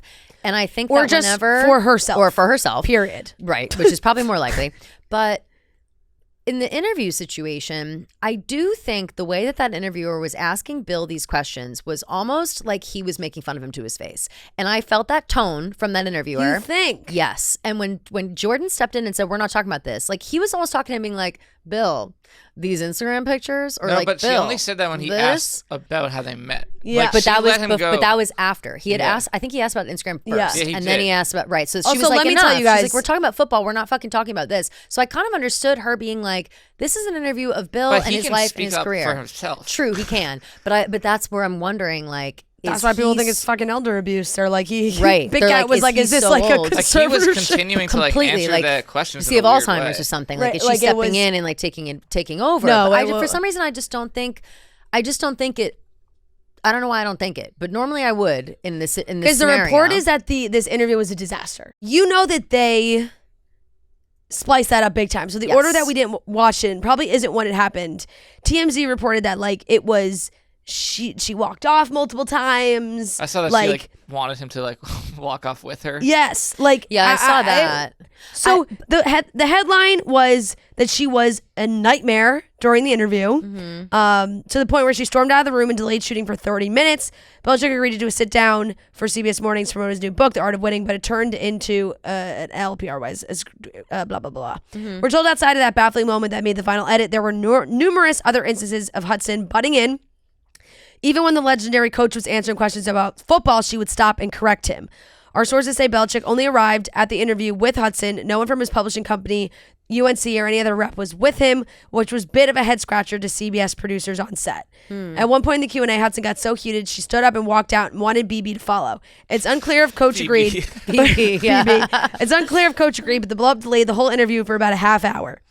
We're told that once things calmed down, Tony, who did the interview, was spooked by the whole encounter, elected to wrap up things quickly and end the awkward experience. We're told the higher-ups at CBS News and Sports had to get involved to figure out how to salvage it, and while a second interview was scheduled to go down at a later time, it was ultimately scrapped. So it's I gotta say, bizarre. It's bizarre for sure. But showing up without anybody else, like she's running his life, every element of his business now, his life, which like... It's concerning. Is not, church and state. Church and state. Yeah, church and state for sure. It's like, I want to feel, my experience in life tells me to be concerned about someone like this. But my gut. It's icky. It's icky for sure. It's however you slice it, it's definitely icky for sure. But if you're thinking about it in the way of like, she's working for him clearly. She is going out of her way to make sure that he looks as good as possible in an interview like that. I could see her kind of getting like oh look, I'm important, I'm this, I'm that, and making sure that like everything he says and does can't be twisted. Like say he's spitting out football facts and he says like, yeah, and we're at this game and whatever, and she jumps in and is like, actually it was this. Yeah. That was probably how it is in his book. So that's like a regular publicist would probably do those things. Yeah. But because she's his girlfriend and she's there, and clearly I'm positive that these people, based on this, whatever insider said she was a nightmare the whole time, I feel like they probably didn't like her or respect her when she showed up anyway. She already has this stink on her as his quote unquote girlfriend, whatever the fuck. I think that she's a little big for her britches, and I also think that people don't respect her at all, and I think that she's kind of now just kind of lashing out a little bit about that. I think ultimately she's not trying to make Bill look bad or anything, but it's she's certainly doing that. She is now. But no, I mean now like single-handedly, like she has everyone talking about this for sure. Yeah, and she also sources like sources were saying that she like that UNC did not like how this whole interview went down. Not. Like it's like jeopardizing his job. So definitely. I don't know. But I don't know.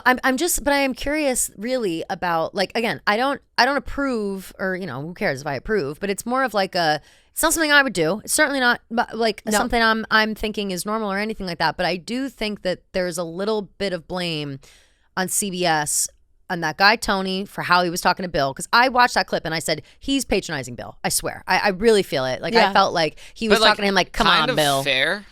Fair, but when his girlfriend's right in front of his face, like he was disrespecting Jordon to her face by way of Bill, and that to me is but in what way do you talk about those pictures in not a joking way? Yeah, like but you could say it in like a lighthearted way. Like, I think that's what he was trying to do. It's so ridiculous. I don't know. It felt like he was dripping.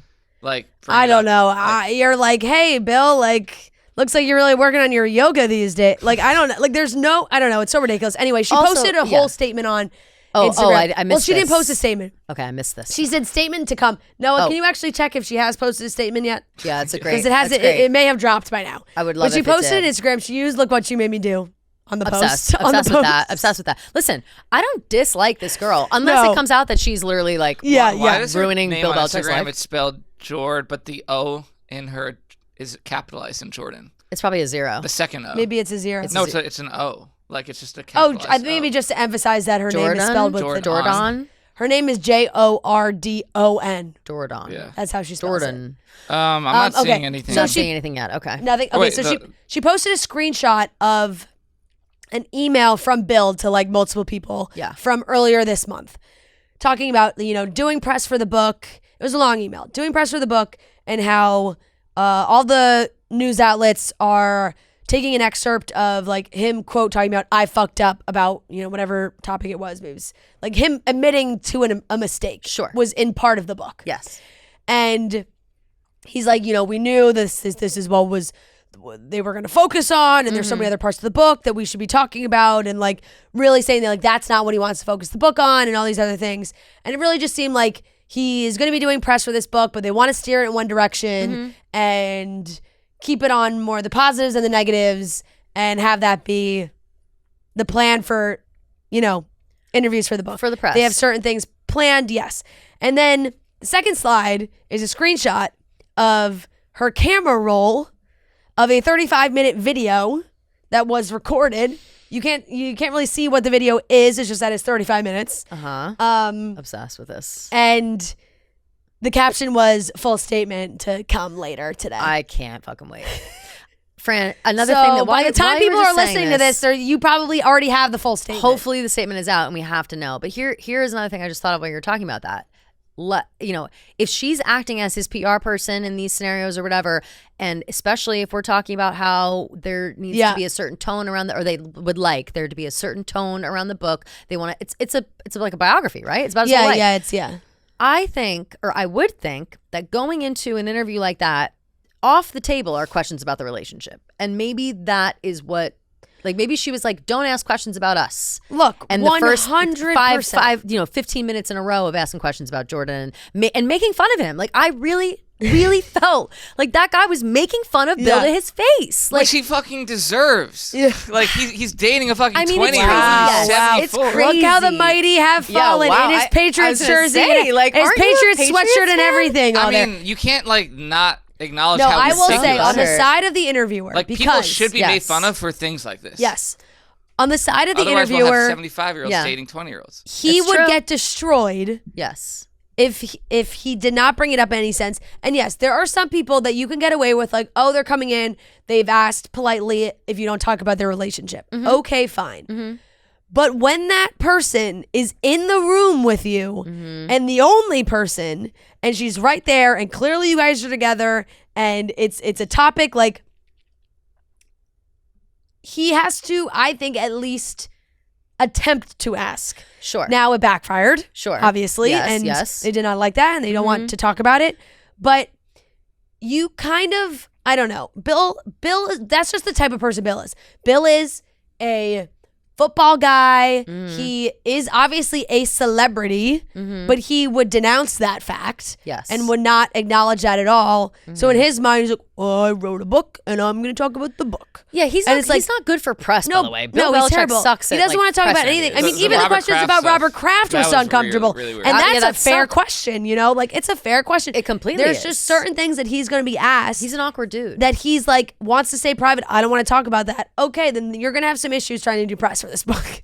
But that leads me to the ultimate question. Why is Bill out here doing press for this book in person? Like, right. He can't just, I think the Bill Belichick biography sells just fine on its own. The book speaks for itself for sure. Who needs to, we don't need to see Bill in his holy sweatshirt being him. Like, again, it seems like she got him there, got him out of bed, said, let's go. We got to get this done. I promise CBS Morning Show. Don't worry. They're not going to ask about our relationship. They just want to know about football and the book. And they sat down, and the first 15 minutes of the whole thing was, well, Jordan's here with you. And what about these photos of you guys on the beach? And what about your relationship? A lot of speculation. And then you brought her to the award show. It's just like, it's annoying, I'm sure, if you're a 24-year-old girl who just wants to make sure that you're super How much famous. Is Bill paying you?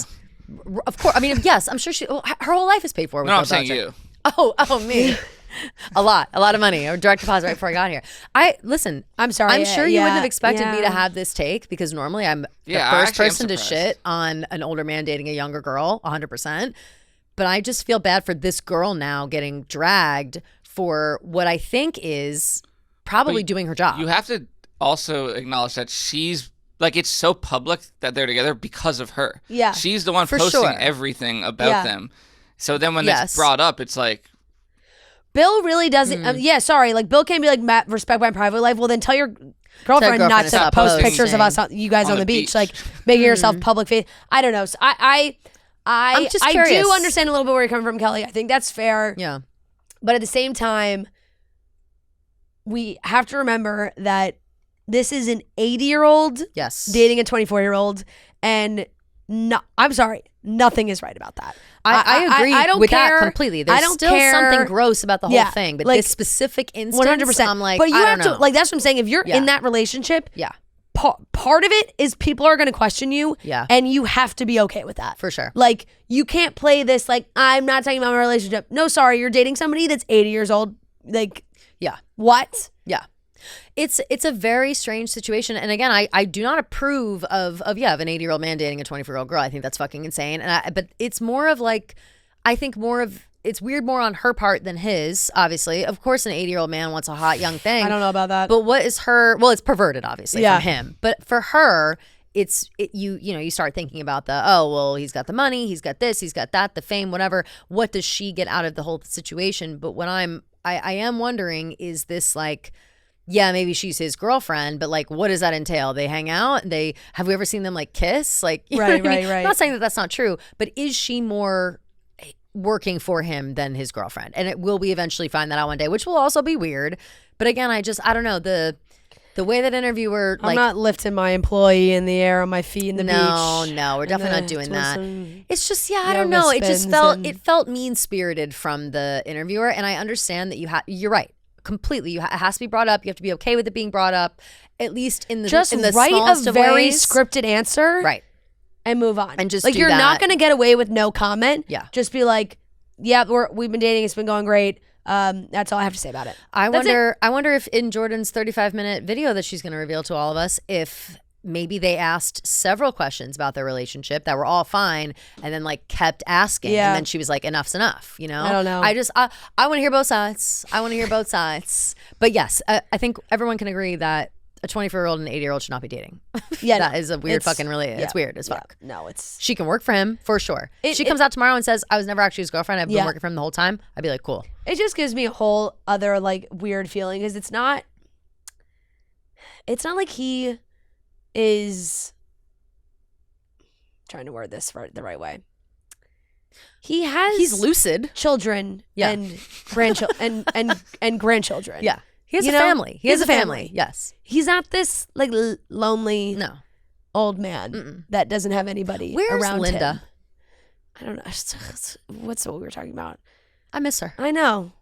What the hell? Great. What the hell happened there? What happened there? I know. Right, really, what happened there? They broke up. I don't know. He might just be so like. What if Bill Belichick's just an asshole? Like, what if he's just super? What if Bill Belichick is just an asshole? But even to like Linda or Jordon or his family or like what if like not only as a coach but in life. I'm just like looking at this picture like from the end of She's dressed as a fucking mermaid. But the crazy thing is that there's a comment from Bill Belichick that goes, "My biggest catch!" ! Like you did not write that.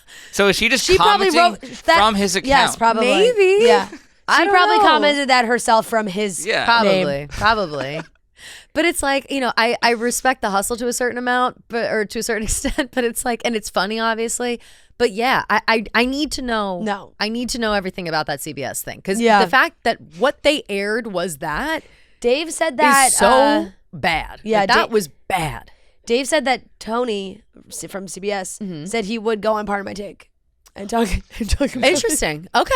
Again, I would love to hear from Tony. Maybe he will. I would love to hear from Tony. Were you making fun of Bill to his face with Jordon right there as well? Like I just the tone. I'm telling you. Man! All right, last topic. We'll see. Yeah. Last topic, which we'll be brief. Yeah, we'll be brief. I promise. The Cowboy Carter tour has kicked off, which I am so excited about. I am too. My God, the first video I saw was a clip of Beyonce singing the national anthem. I said, "Oh my God." I have purposefully avoided. I've seen a couple of pictures. Yeah, but I've avoided. I'm trying not to look a lot too because we're going so soon. Mm-hmm. Like it's only in a couple weeks, and I've seen pictures, no videos. That's same. Besides national anthem, which that is, I'll cry my eyes out for sure. But I'm so excited for Cowboy Carter. I think it's going to be great. I was very publicly not a fan of Cowboy Carter when it came out. Not like a hater. Yeah. But I wasn't like a fan. Nothing tops Lemonade for me. So it's really hard for me to get into any of her other. It was my favorite. So whatever. Then I'm with my friends. They're all major Beyonce fans. I'm a big fan. I've never been to a Beyonce concert. I was like, you know what? Let's go. Let's go to Cowboy Carter at MetLife. Let's break it down. I will put on my cowboy boots. I will put on my fringe jacket and a cowboy hat, and let's break it the fuck down. Bucking. I'll do it. I'll do it all day, and I'm excited. I'm so excited as well. Like a mechanical bull. Bucking. It's going to be so good. I'm ready. And I'm Are you going with friends? Are you going with the crew? Yes. Yay. Yes. I'm going with a bunch of the girls are going, but my seats specifically are me and Lauren, who literally is like the biggest Beyonce fan and fucking loves Cowboy Carter. And we've been talking for since the album came out. We've been saying if she tours with this album, we will absolutely be there because I love this album. Noah, you gotta go. You're a huge fan. No, Why aren't you going? I am. No, I just of Cowboy Carter like, specifically. Yeah. He loves Cowboy Carter. Yeah. Love Cowboy Carter. That's like my top Spotify Wrapped. Then you have to go. No, I do want to go. I just I'm bad at committing to things. Like even when the tickets go on sale, I'm like, well, I don't know what I'll be doing then. Yeah. Well, I say, I'm sorry, I can't do anything that day. I'm going to Beyonce. Yeah. I've been saying that for Kendrick months. And SZA on a week from Thursday. Yeah. Yep, I saw that. That's gonna be amazing. Yeah. MetLife concerts is just it's an event, you know? Yeah. It is. But I do want to go. So maybe I'll get a cowboy fit and oh my God, you got to do it. You have to get she's got 5 shows in MetLife? It is funny because it's I think maybe 6? More 6 maybe. Yeah. I think I don't know if I could find any guy friend that would be let's go to Beyonce together. So I wish we had an extra ticket. I'd bring you with my girls and gays. Talk to Gia. Why is she you trying to go? You can go with Gia's friends. They want to go. Oh yeah, is she? Oh yeah, she doesn't have tickets yet. I don't think she has tickets to go. Yeah, I'll talk to some people. She wants to go. Yeah. And hey, or I just go by myself in a Cowboys. And you just honestly, like a mechanical bull. Nothing would be funnier than like a solo shot of you in a full cowboy outfit in front of like some sort of photo op at MetLife, like some sort of photo backdrop. Yes, like a step and repeat for like fans. Yes, of you just at Cowboy Carter. Hey, there's so many people that go to MetLife. Like there have to be some Chicks in the Office fans. Like definitely. So maybe if I go alone, we'll meet up. No, are you looking for a date? Maybe Cowboy Carter. If anyone wants to go to Cowboy Carter with me. At MetLife. You're gonna go. Please, now you're going to Beyonce, and that's how it's done. If anybody wants to go to Cowboy Carter with me, I'll take them. That's how it's done. That's how it's done. Oh man, well, or maybe it's Noah buys 2 tickets and brings a lucky listener. I'll buy 2 tickets. Oh, well, actually, are they really like? I'm sure they're insane. They're not. They're not that bad. They're not as bad as you think. There's a lot of shows, and I think that's helped. How many? They're expensive, but they're not like 3 or I think 5 or 5. 6. I actually think that there's 6. Because they're originally 21 or 21, 2, 3. It's like all Memorial Day 7, 8, weekend. She's doing more than Taylor did for the Eras Tour at MetLife. Well, there were separate weekends. How many did Taylor? No, Taylor only did 3. Yeah, but there was a weekend. Oh yeah. Yeah, she only did 3. Yeah. She didn't start adding extra. Like she probably could have done 3 more, but she didn't start doing extra shows cities, until the next year, where she added on for like London and stuff. Yeah, Noah saw a video of Blue Ivy. He was like, it looked like she's been practicing. Well, I was like, she improved. She crushes it. Well, did you not see the video, the before and after for on Renaissance Tour? Like her first day starting and her last day. She's a professional dancer now. Like she's so good. She's only 13, so I mean, my God, let the girl practice. I said, how do they have time for homework? Yeah. These kids. No, I was like, where are they going to school? Seriously, I doubt there's these kids. How old is the other one? Her other kids, Rumi and 8.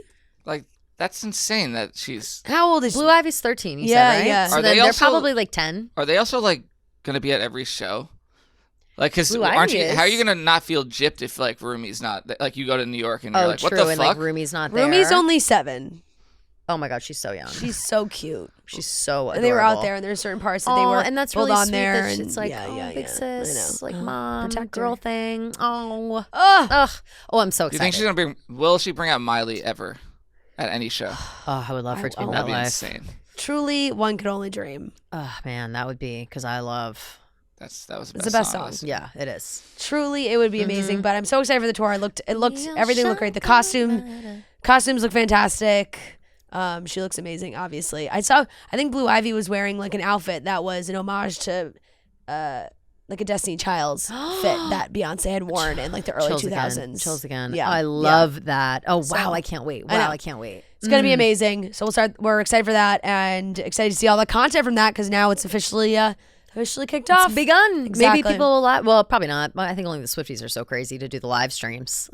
I've already my TikTok. The Bayhive's doing a live stream. They'll stream for sure. I feel like Bayhive would be more like in the moment, you know? Yeah. Oh, good. Well, I'll pay attention. They were there for sure. Hell yeah. Okay, that wraps up the topics.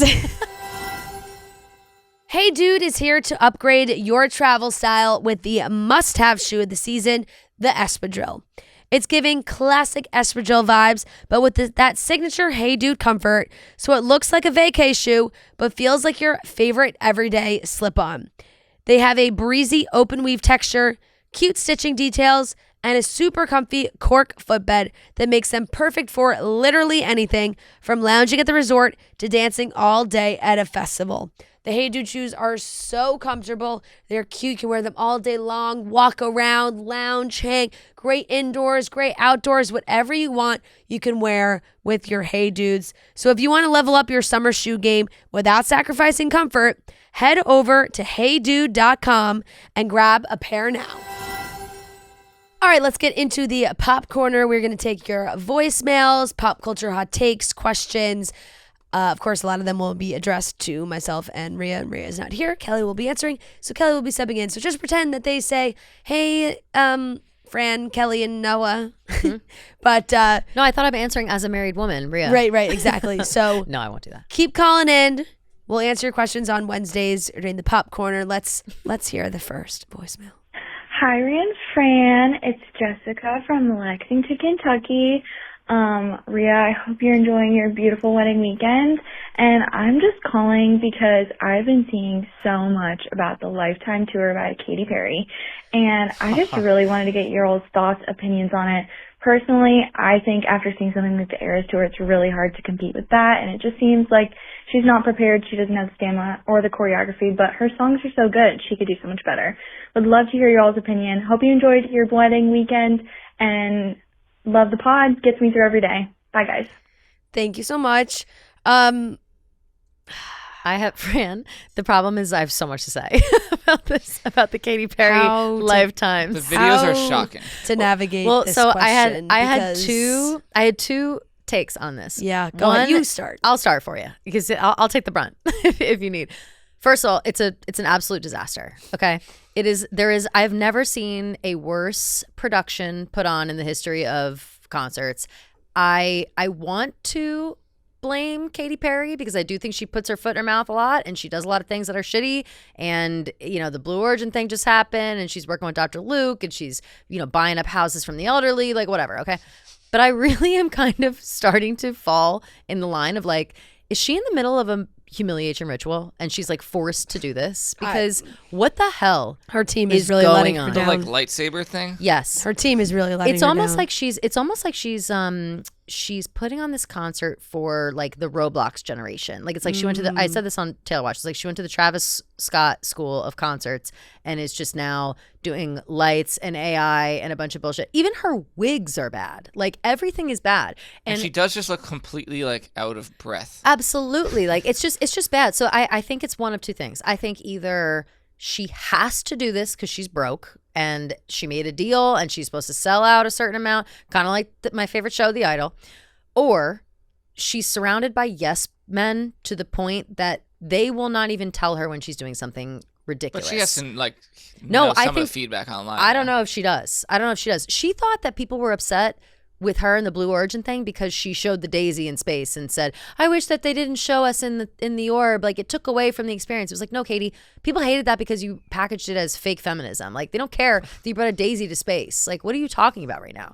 And I truly, really believe that she's surrounded by the wrong people. She showed her track list. Tour list. Yes. Who told her to do that though? You know what I'm saying? Who said, Katy, that's a good idea? I lean more towards the yes people. Yeah. Around her that are just like, that's a good idea. I mean, look, Katy has always been like all of her art concepts when it comes to the songs and the concerts and the music videos have always been pretty out there. Mm-hmm. And it's always worked. Mm-hmm. And I think she's still trying to sort of do the same thing. Mm-hmm. And it needs to evolve because like she said in her call, the songs are so good. Like for her to put on a show of all of her hits, it really it is hit after hit after hit. You're singing your heart out.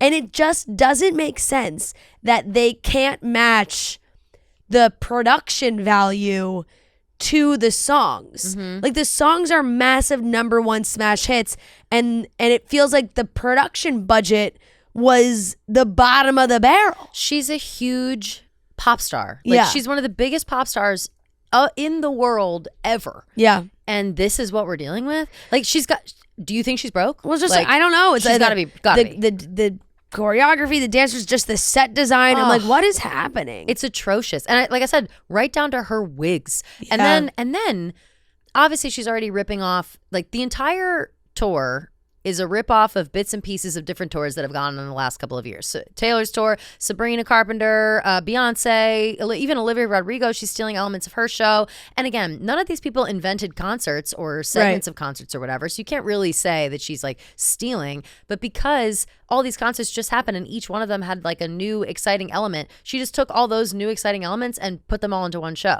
Mm-hmm. And in Katy's defense, I will say, and I actually think Beyonce falls into this category too because she is getting some shit for like not selling out every tour of Cowboy Carter yet, whatever. I think that people need to stop comparing shows to the Eras Tour because the Eras Tour was basically a greatest hits of Taylor Swift. She hadn't toured in years, biggest thing going, whatever. everything, all the other concerts. And it's going to be untouchable for years to come, too. Exactly. And all of the other tours coming out right now are for singular albums and one moment in time and whatever, shorter shows, blah, blah, blah. That being said, Katy Perry is putting on a Lifetime's show. It's allegedly an Eras Tour-esque show. The comparisons are going to come, and you've got to be prepared for that. And you can't show up with 25 screens behind you, a bad wig, and some, fighting an alien with a lightsaber. What the fuck? Where she's like falling on the ground, and she looks like almost drugged. I'm like, is she being held hostage? I have seen people being like, what's going on? Something is not right, and it's either right. It's either that like she's being taken advantage of in some way, which happens a lot with pop stars. I mean, I think back to that clip that makes its rounds on the internet sometimes, when allegedly, who knows if this is real, but allegedly right before she went on stage, Russell Brand like dumped her or something. And she's crying. She's losing her mind. She wants to cancel the show. And then she's like still crying. She gets in her like platform to get lifted up into the stage. And then she like snaps into place and she's Katy Perry. And in that moment, I felt for her being like, I can't imagine the pressure of there being a sold out stadium. All these people traveled, they spent money, the record labels need this money, like all this shit's going down, right? And you have to perform no matter how you feel. But at this point in Katy's career, the amount of shit that she's getting online, the bad choice to work with Dr. Luke on this already cursed new album, like it's the music video was a disaster, the Blue Origin shit, cancel the tour. Cancel the tour, go to a wellness center for a while and find yourself and fire everyone around you. It's just everyone. The whole like, and it just sucks because it just feels like things we've seen from her before. Mm-hmm. So it's, the robot things and the like Iron Man-esque costume that's just been done. Mm-hmm. What, like, which I don't understand because I think it was it the VMAs she did that big performance? Women's World? Recently?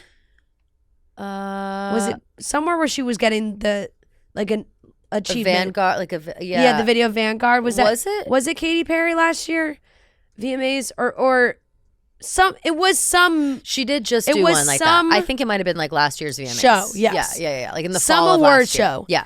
And I thought she was video Vanguard. Yeah, like the she performed a medley. That performance I thought was great. It was different. It was done, and she went into like the choreography stuff, the crazy stuff. But then there was like some softer, sweet moments, and maybe we're just seeing like the worst parts of this tour is like what's being put out there, and those are the videos that we're seeing. But it just sucks because it's like it could be so huge. I don't know what's limiting that, and I think it's tough because it is. They do love that comparison where it's like, oh well, it's not as she's not doing stadiums or blah blah blah. It's just like, well, let her make the show, but it's got to be. I feel like she's still trying to do some crazy, insane stadium show in a smaller feel, and in it's like an arena. The show it has to be adjusted. The show is incoherent. Yeah. Like everything I've seen, and you're right. Maybe we're just seeing the bad. Yeah. But then I would like to see the good. Someone send me a good video of Katy Perry's concert because it is where I truly believe that she is being forced to do it. Like that's how. Like how do you walk into that space and think this is it? This is my lifetime achievement show, and I can't believe it unless, like again, there's a money issue or. Everyone around her is just saying yes, yes, yes to get it over with, which I think is also bad. Sad. Makes me super sad. Yeah. I feel bad. But then, Gia has the opposite where she does not feel bad for Katy Perry because of all the bad choices she's like made in her life and recently. Yeah, and so I get that and I feel for that as well. And I understand like you can have sympathy for her up to a point, and I'll be curious to know really what the truth is behind this tour. And I'm sure we'll never know probably. Yeah. Maybe we will one day down the line.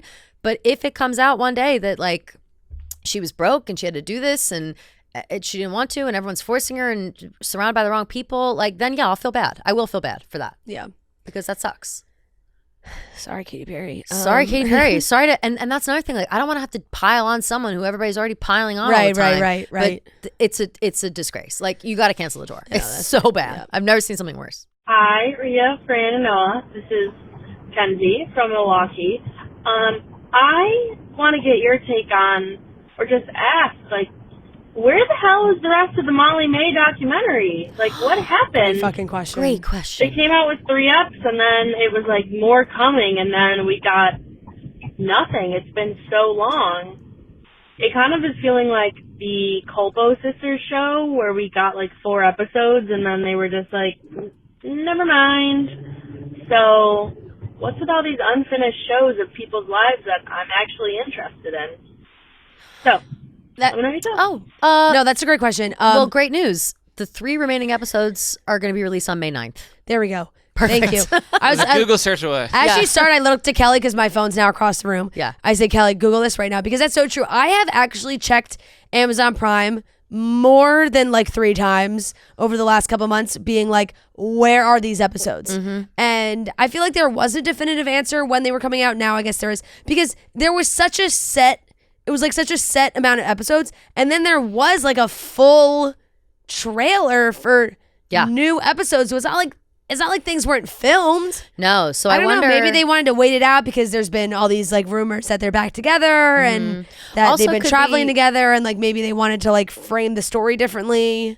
Totally. And obviously it's kind of it's taken a heavy turn. Tommy's got a drinking problem or whatever they're saying. Yeah, that's what. So it's like how do you know, it's a sensitive issue. It's a sensitive topic, and it's right, like you said, if they're back together, whatever, they've got Bambi, they've got everything in their life is something. And maybe after seeing the outpouring of not only support that Molly got, but also sympathy and then at the same time hate for Tommy from the first couple episodes, maybe they wanted a little distance between the two. Yeah, it's also like if it is something that they're working on together, maybe those earlier episodes, like what they had filmed earlier, have a little bit of a different tone when it comes to talking about Tommy. Sure. And, you know, maybe they want to adjust certain things or make sure that when they do end it, it's like, oh, because now it feels like they are trying to work things out and have that be a part of it. I don't know. But that was so true. And honestly, far too much time between the two. Way too much time.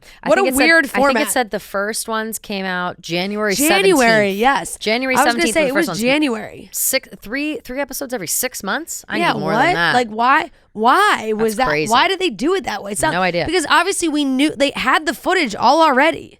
It doesn't, it doesn't say why. It doesn't say why. Really weird. Okay. Well, now we know when the new one's coming out. May 9th. Very soon. Very soon. 2 weeks away, basically. Very soon. Hi, Rhea, Fran, and Noah. I have, I guess you could say, a hot take. But I guess I'm a little confused myself. Is Bethenny Frankel mean, or is she funny? Like, sometimes I read the stuff that she says, and I think she is, like, an awful person. But then deep down, I find it, like, super hilarious, the shit that she says. And I never watched Housewives or anything that she's been on, so I don't really know her personality besides what I see in the media. But like I said, sometimes I think she's like a really horrible person, but other times I just can't help myself but laugh. What do you guys think? I think both. I would have to agree. I think it is. I think there is a lot of times where it is just pure funny. I think there's a lot of times that it is mean-spirited, absolutely, but still kind of funny. Yep. And then there's times where it is just straight up mean, and you're like, "Ooh, she missed the mark on this one."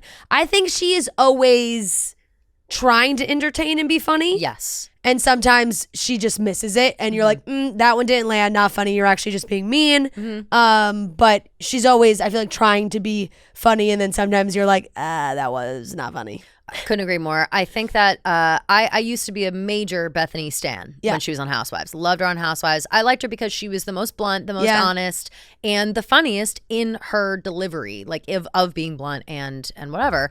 And I just felt it was always the most real and blah, blah, blah. Obviously, she's had her own host of issues over time. Yeah. But I just think now what we're seeing is just like a boomer with her cell phone and nobody's telling her, maybe don't post that, you know? Right, like, it's just not, like, I don't take Bethenny seriously, like, at all. Like, I feel like a lot of people, and maybe that's just because I watch her on Housewives. And I know she just puts her inner monologue out there, like, at all times, which is for sure fine for some people. And then sometimes you're like, that one could have been left in the draft. Shouldn't have said that. But she's another one where I don't know why people bother, like, writing headlines about her, because it's like, yeah, she's saying saying stuff to say stuff. Like she's just talking. None of it is that serious, and nobody should take her seriously. Like she's just, in that way. I think she's a good businesswoman. Yeah. No, which there are times when she's trying to be serious, and but there's definitely like most of the time there are like serious headlines that get written about her or quotes from her TikToks that when you see them in print, you're like, oh. Yeah. And then you go and watch the video and you're like, oh. The tone is very important with Bethenny. Yeah, and her definitely. tone is always like, I would view almost every video of Bethenny with like a little bit of a sarcastic lens. Like she's very dry. Yeah. In some ways. That's totally true. Let's do one more. Hey, Fran. Maybe Rhea, you might be still on your honeymoon. Hey. And Noah. This is Bridget from North Carolina. Oh my God, hey, hi, girl. Bridget. Piper, no. I don't know, Piper, Noah, no. if you are a Gossip Girl fan, but I know that Rhea and Fran are. But anyways, I want to love this accent. know Me what too. y'all think is your least favorite or just the most absurd plot point in Gossip Girl. I'm doing a rewatch right good now. one. And personally, I think just the most bizarre moment is Bart Bass dying and then just like randomly coming back to life like at the end of the series. Yep. And then him dying like 2 seconds later again. For real. Anyways, I love you guys. Thank you for being such an entertainment in my life, and hope you guys have a great day. Bye. Oh my God. Love that energy. First of all, love her. Great. So glad we just finished on that voicemail. Yep. Obsessed with her accent. Obsessed with everything about her. That was amazing. I have not done a Gossip Girl rewatch recently enough where like it all comes flooding into my mind. I'm with you, yeah. That's got to be up there. I think Definitely the whole storyline with like Uncle Jack, that jumped the shark. Wasn't Uncle Jack like trying to hook up with Blair and then like also Serena? Like there was like something weird with him. He's I hot, feel like though, things that actor. like also really got weird with Nate too. Oh, And you know like what I everybody hate? that like Nate dated later in the show, you were like, this is pointless. Here's what it is. It is Nate dating that older woman who Yeah. is also, I Oh my God, think. isn't it just Elizabeth Hurley? No, it's not Elizabeth Hurley. Or is she in it too? No. The one he has like an affair with, her name's Catherine in the show. I don't know her real name. Yeah, isn't that Elizabeth Hurley? No, it's not. Oh, it's not. She is. But is Elizabeth Hurley in Gossip Girl? That I'm not sure. I don't think so. No, well, Google Elizabeth Hurley, Yeah. Gossip Girl. The woman who Nate has an affair with in Gossip Girl is also, I want to be like, she's the mom and like Diana Pretty Payne. Little Liars. Diana Payne. Will you click her and see what other she's a mom and something else? Like Wait, what? No, we're talking about Elizabeth Hurley. Oh, Elizabeth sorry. Hurley Never is that's her character in Gossip Girl. Got it. Okay, so she is in it. Diana. She's the. They work for her or something. Yeah, I don't know. I thought she had something with Nate she might. or Dan. Maybe she was second because Or Nate dates is like fully having an affair with an older woman, Right. for a while, and then I think she also like has an affair with her stepson. There's a weird. Guys, incestual I'm not gonna line be lie. there. I'm not gonna lie. I mean, probably spoiler alert. The worst plotline of Gossip Girl is damn man Gossip Girl. And you're like right. Siggy, And that that's it. may be the worst. And that's it. Yep. Like, Yep. of all the things, that was probably the Total most agreement. ridiculous. The most ridiculous. Yes. Like you were like, wait, what? You know? Yep. Especially when you watch it back and those like earlier seasons. It's funny because I think Penn Badgley like kind of joked about it when he was just on Color Daddy, where it was like, you know, they obviously had to pick somebody in the main cast for it to be. And you almost think early on, did they even really know who it was going to be? And then they just like, definitely not. You know, it was one of those things. There's no way they knew. You know who also I thought was just stop. unfortunately a pointless character. Love her. Yeah. But Hilary Duff. Oh, what was she there for? When she When was Hil- like a when- star going to school. Yeah. that And it was dumb. dating Dan. And Right. it was just like, what's happening? It was like, what's going on here? No, Yeah. I hated that. Hate Yeah. it. I have to find this lady because it's going to kill me. The lady that he had an affair with. Yeah. Oh. Madchen Amick. Catherine Beaton. That's her Oh. name. She also Let is me see in. her picture. Here. This lady. You know her. Yeah. Who else? I'm about to look up. She's like a mom in another one. Totally. She's like a sexy mom. I feel Riverdale. like is that what it is? She's in Riverdale. I feel like I'm imagining a moment where someone, it might be Gossip Girl, it might be someone else. in my head, it's Nate in Hampton's house, and she goes outside to see her Riverdale. stepson. She's one of their moms in Riverdale. Okay, that's what it is. Lily's. She's Lily. She's Lily Reinhardt's mom. Lily Reinhardt's mom. Yeah. Okay. Anyway, we don't need to talk about that. No, but yeah, it's really endless when it comes to ridiculous stories in Gossip Girl. You do watch it back and you're like, wow. Is she also in that new Cruel Intentions reboot? Oh, she might have been. Which I loved, by the way. And it got canceled immediately. Literally. You know who else loved it with me? Jeff D. Lowe. Yeah. No surprise. Oh, man. I'm trying to think of anything else I can think of. I mean... Yeah, that's all I can really think of. Yeah. Sorry, the stepson plotline that is from the new Cruel Intentions, and the woman does look like this woman, but it's not her. Yeah. Wasn't there like a surprise baby element? Or like we thought Dan was the father of like Dan got somebody pregnant. Was it maybe Georgina? Was it Georgina? It could have been. Because I remember. But then like it wasn't Vanessa maybe? I'm thinking of Dan's wasn't actually the dad. Yeah, it was like a fake. No, I think it was like a fake pregnancy. Like all along. Right. So that show, it's so worth the rewatch. Like if you haven't rewatched Gossip Girl in a while, I also haven't either. It's been a couple years. I know. I totally haven't it's either. So good. The new age Gossip Girl. Did you ever watch that? No, I never even gave it a try. My brother and I both gave it a try, hated it, but kept watching it, and then started to really like it, and then they canceled it. Yeah. I was like, come on. That's always kind of how it goes. It always goes. Same with Pretty Little Liars Original Sin. Yeah, right, exactly. That's totally how it goes. HBO. Okay, that wraps up for the Pop Corner. Make sure you please call in, leave your voicemails. We love hearing them, love hearing your hot takes, questions, whatever you want to talk about it. We're here. Thank you guys for tuning in. This interview is brought to you by Armani Luminous Silk Concealer. Armani Beauty is renowned for award-winning products that are a must-have in your makeup routine. Armani Beauty believes in enhancing your natural beauty, giving you that lit from within glow. It's developed with the same award-winning technology as the iconic Luminous Silk Foundation. This complexion holy grail is beloved by celebs like Sydney Sweeney and Sadie Sink. The Luminous Silk Concealer is a multi-purpose, lightweight, hydrating and blurring all-day wear concealer that conceals, smooths, and brightens skin. It provides weightless, medium buildable coverage, delivering a flawless, luminous finish that feels like your skin. Its formula lives up to the hype with ingredients like glycerin, caffeine, and vitamin E to hydrate, decrease under-eye puffiness, and awaken skin appearance while reducing the look of dark circles and fine lines. With 21 shades, Luminous Silk Concealer's diverse range ensures you'll find the perfect match for your complexion, whether you're looking to conceal, highlight, or contour. So you can shop your perfect shade now at Sephora. So make sure you're getting your Armani Luminous Silk Concealer. I love this concealer. I wear it every day. And you can shop your perfect shade now at Sephora. All right, everyone, we are here with a very special guest. We have the GM and editor-in-chief of People, Charlotte Triggs, in studio. Thank you so much for coming in. Hi, thanks so much for having me. We are so excited.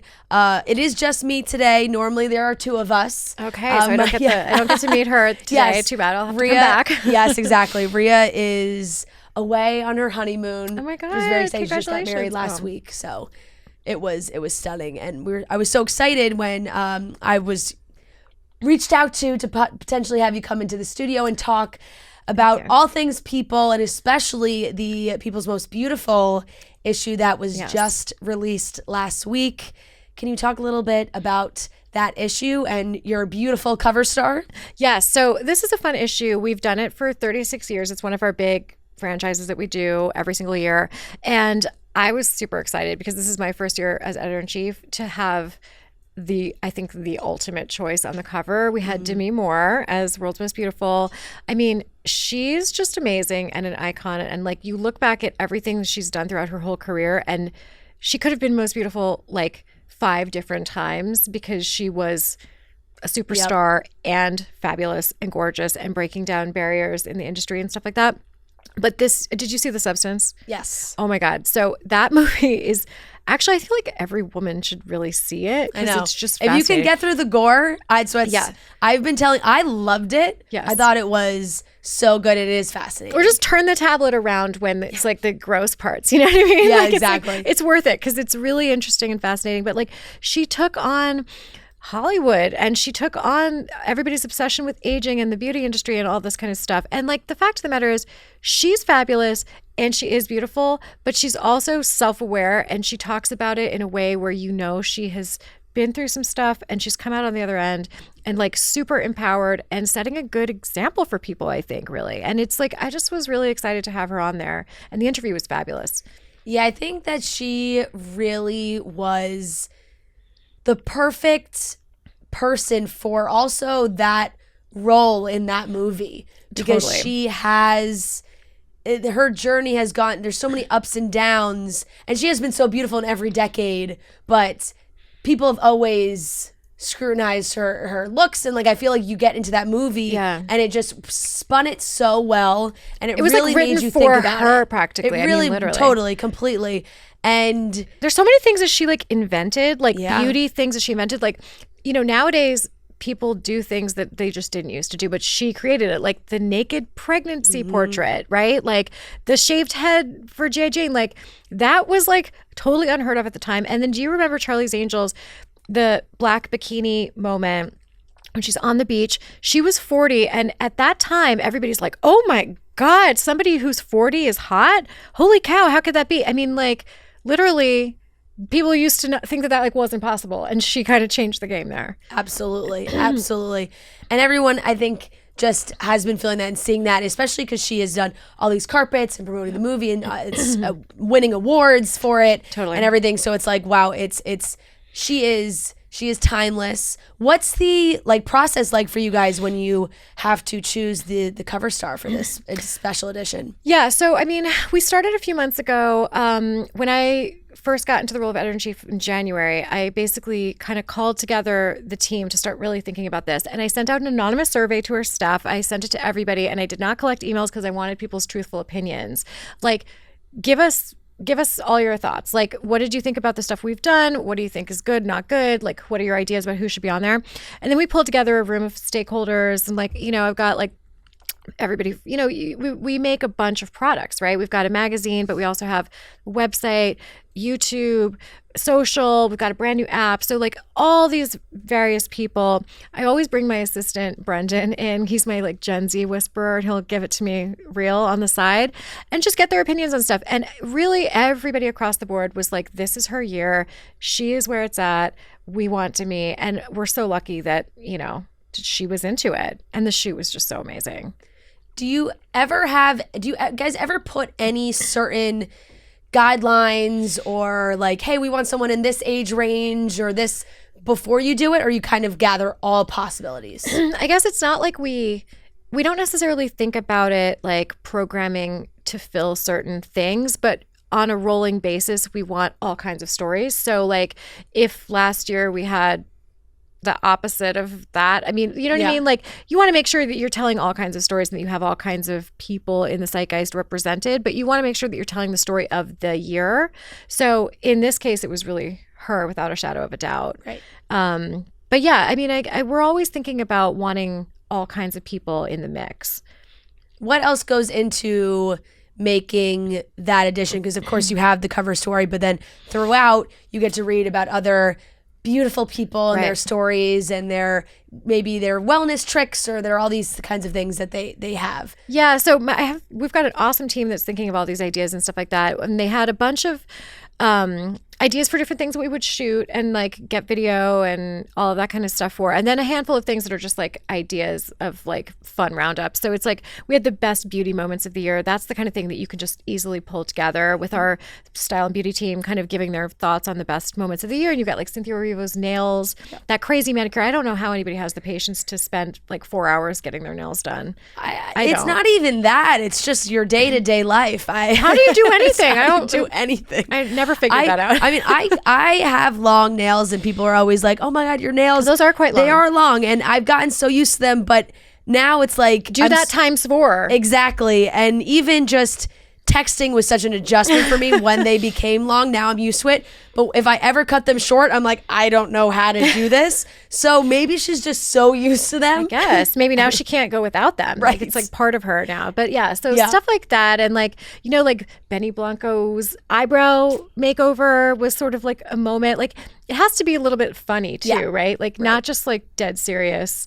But we had a cool act with moms and daughters swapping clothes. So that was kind of cute because you've got like Gabrielle Union and her daughter Kavya, and it's like Kavia's giving her mom the princess tiara and her mom is giving her a diamond brooch that she wore to the Met Gala. So it's like kind of funny. You know what I mean? But it's like all different kinds of things, hitting all different kinds of notes, but telling the story of like, you know, beauty trends and just like the fun that you can have with it. Yeah. Yeah. What is like the evolution of this edition been like? It's gone through some name changes and things like that. So what do you think it is at this point now? So, well, I guess let's talk about what it evolved from. Like when we were starting out, it was like a list of just hot, cool people in the zeitgeist. And I don't know if you realize, but they used to actually put guys on the cover routinely. Mm-hmm. Like there was a Leonardo DiCaprio cover in like the late 90s, right around the time of Titanic and stuff like that. So it was just like a zeitgeisty list, basically. Yeah. And then we had, did you ever see the movie with Jennifer Garner where they're making a magazine? What was the movie? 13 Going on 30. Remember where it's like she's selling the secrets across the street? Yes. And it's like, oh, we have 98 sex secrets and they have like 100. Right. As if that's going to really like make a difference and sell more stuff. So we, at some point, we went from 50 most beautiful people to 100 most beautiful people. Probably right around 2004. That must have literally been, you know, a trick that actually would sell more magazines. So for a while it was 100. And then it became, for a brief time, it was World's Most Beautiful Woman, which I don't know when we incorporated that language, but that took it, I think, a little too far in the direction of like focusing on physical beauty, right? And then it's just evolved from there. We had the beautiful issue. It's been called a lot of different things, but I think the real thing is that we want it to be a celebration, right? Like we're celebrating somebody who for their accomplishments, not just for their surface appearance, but for their accomplishments and for the kind of the inner strength and resolve and the, you know, what they've overcome and what kind of shines through from, you know, it is like the inner beauty is part of it. Yeah, absolutely. I think it's, and it's shared throughout when you go through the edition. You can really see that as well. I'd love to hear more about your journey. Like you said, you took over as editor-in-chief at the beginning of this year, how you kind of have made it to this point, because you've been with people for a long time. Yes. So, I mean, my little joke that I've been telling people is I'm like 2 months on the job, maybe it's like 4 months on the job now, and 20 years actually at the brand. So I started on staff in 2005. I remember the very first year actually voting on who was going to be the most beautiful. They used to like let you choose and whatever. And that year, actually, they were considering bumping, they had Julia Roberts. They were going to bump her for breaking news, which was that Brad and Angelina had gotten together as a couple. Oh. And this was right after, of course, he had broken up with Jen Aniston. And I remember voting for Julia because I was like, people wait all year for this. So you can't like rob them of the franchise. Right. But yeah, it was like stuff has changed so much because back then, you know, they would, I'm sure the editor was like, what the hell? Like all these young people want the franchise, but this breaking news will sell like 2 million copies. And it really probably would have, you know, it's a different world and fewer products to worry about back then. They had, you know, the magazine was like mostly it. They had a website too, but then it's like things have just evolved and changed and gotten so much bigger and so many more products that we have now, even now like an app. You know what I mean? So it's been a crazy evolution to have a front row seat for seeing all of that. Yeah. Did you always want to stay there? Was that a goal, or is that kind of just you've been like gradually growing? I feel like I've just never gotten bored there, and I've always seen opportunities to be doing new and exciting things. Like, you know, even like early on in my career, I started out as like an assistant and then like a fact checker and then a reporter and a writer and whatever. I was like a junior writer, and there was somebody who was one level above me who her beat was plastic surgery, and she left, and I was like, oh, jackpot, let me ask for this. Let me see if I can land that position. And I was like, I'll write about plastic surgery for a year. Why not? Like, or for more than that. And they, you know, they did in fact give it to me. Every step of the way, I've always kind of asked for what I want, and if you see an opportunity that looks like growth, even if it's maybe a little bit different from what you're doing or even a little bit weird, like writing about plastic surgery may seem like a bit of a weird career move, but it teaches you to storytelling, right? It teaches you to find human interest stories and celebrity stories. So for me, it was a cool stepping stone job. And then, I kind of made the leap over into that pure entertainment for a while. And I was a TV writer. Then I became an editor on the TV team. And then later the TV editor. And then I made the leap over to digital about 8 years ago. Has the, pop culture news and celebrity news always been something you were interested in? I think for me, starting this podcast and really making it so pop culture focused is I was just so obsessed with every story growing up and really. Yeah. So growing up, my parents used to watch art house films. Okay. And I would get to watch My Little Pony, but they would be watching the Wagner biography. Yeah. You know what I mean?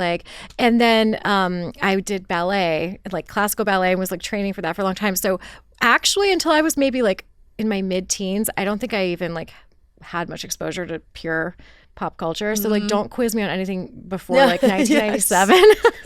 So fair. Literally no 80s trivia. Yeah. I'm not going to win at that. But yeah, and then I don't know, in college I actually studied English literature and German. So again, not something that you would think would maybe land you on the path for doing pop culture. But then when I got the internship at People, it was just so much fun and so interesting.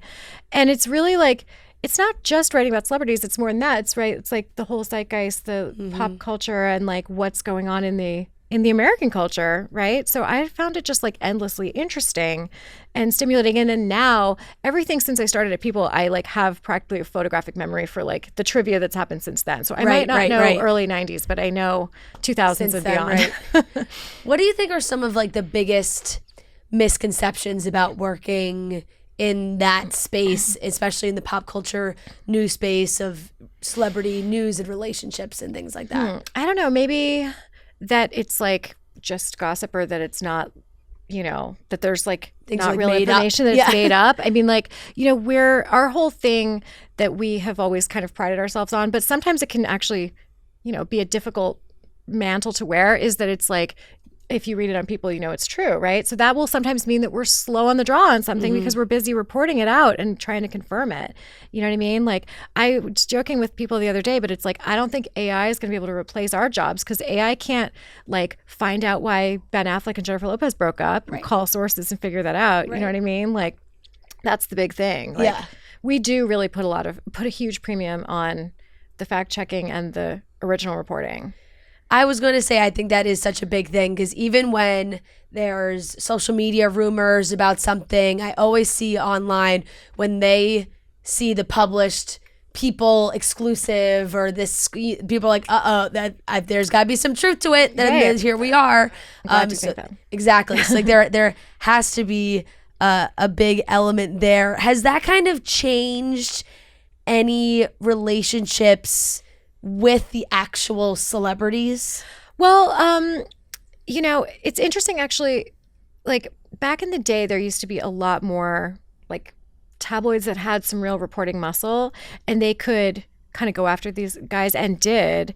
And then we would always be the people that would call them up and be would you like to tell the actual story? Right. And now there is Instagram. People can go on there and can say what they believe. You know what I mean? They can say, they can refute something, they can go right to the source. They have their own audiences.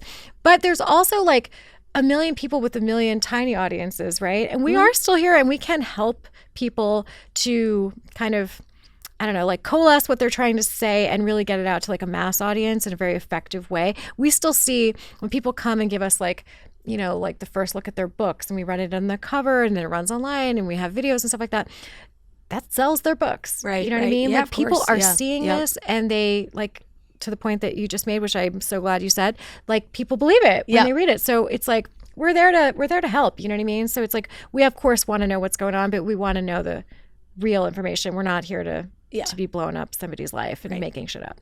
Pardon my French. Totally fine. You can say whatever you want here. As someone that has been there for that many years and have seen the transformation, what has been some of the biggest, physical magazine to digital media kind of changes that you think People has had to make to stay relevant? I mean, it's been a huge evolution. It's back in the day, you would like if the main goal was to sell copies on the newsstand, you could just pull together a story from like a million different sources, like, you know, real information, but calling up all kinds of people. You didn't necessarily have to have anybody's cooperation, and you could pull together a really compelling story and it would sell like a lot of copies, like almost 2 million copies on the newsstand.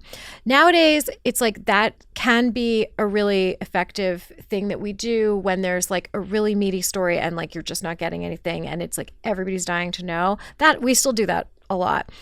But you guys know it's like you need video, you need like all kinds of other assets that you really need to get from having like access to people, right? Like having a sit down. Right. You need people's cooperation. You need the stars to do a million more things than they used to do. It used to be that they would just have to have lunch with you in Beverly Hills or something and then just go home, and they didn't even have to like do anything beyond that. But now we need people, you know, it's just part of the process now is like, you know, you need them to share stuff on social. You need them to like the product that you're making and be enthusiastic about it and tell their own fans to go and like check it out. You know what I mean? So it's just a whole completely different calculus these days. Yeah. What is kind of has that changed the ethos of people? Definitely hasn't changed like the spirit of what we're doing, right? We're like the original like intent of people was to tell stories of extraordinary people doing ordinary things and ordinary people doing extraordinary things. So that mix is super critical. It's not just stars, it's also real people. But like, you know, that still holds true into today. I would say we also maybe sometimes write about ordinary people doing ordinary things. Like, you know, these people fighting on the airplane. Yeah. Like, you know, those stories are interesting and people like them. So it's like maybe that's like a brand extension. Right.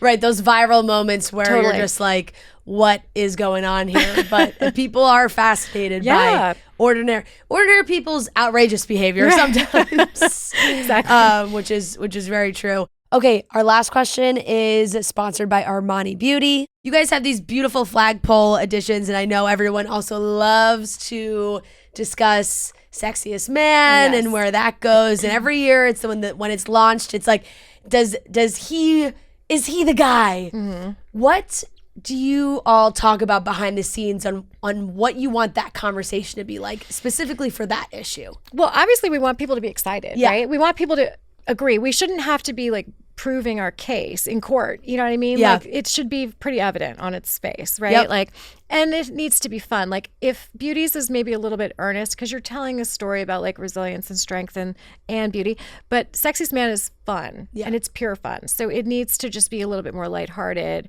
I think it's been a little too long since we've had a guy with his shirt off on the cover. Don't you? I sure do. I sure do. That's one These of my are goals. The changes we would like to see. Totally. I feel like it's an attainable goal, right? Like people want to be Sexiest Man Alive. As somebody, I mean, I think anybody that puts that much time and work into taking care of themselves to look like that, they're going to say, I look like this because I worked really hard to look like this. They're not doing it for not an audience, right? Exactly. As much as you're like, oh no, I look good, feel good, which is, you know, very true, but you're working for something. Show it off. Let us see all that hard work in action. Right. Well, you know what? That could be really something to look forward to. Well, I hope that comes to light because I'm gonna make sure that we deliver on that. Yeah. I think I have some names in my mind who would definitely, I feel like would participate in that. I'll have to get your suggestions. Yeah, for sure. I've got some ideas. Nice. 100% in the studio. But the beautiful, it's stunning. Demi is stunning. I think that was a really great and important choice for somebody who, you know, now is considered older. I'm putting in air quotes. Right. Where they see her that way. I was actually, and this is like a tiny anecdote, but I was just listening to Amy Poehler on the Las Culturistas podcast. Oh, cool. And she's fantastic. But she was saying that, you know, she's now in her 50s. And she was like, I feel like there was years ago a different stereotypical timeline for women of, you know, your 30s, your 40s. Mm-hmm. And she's like, my 50s. And then you're done, right? Yeah. But she's they're like, not my anymore. 50s are amazing, and I love them, and there should be a new definition for that era. Totally. And I think like even just Demi being on this cover, I think totally shows that. So great. Yeah. Well, I'm so glad you liked it. I did. It was amazing. Thank you so much for coming in and talking to us about it. It was really great. And I really appreciate everybody can obviously go check out online or the physical copy as well, which is always fun to scroll through and flip through. And check it out on the app too. Yes. You can download the app on your phone. Super, super easy. Charlotte, thank you so much. Thank you so much.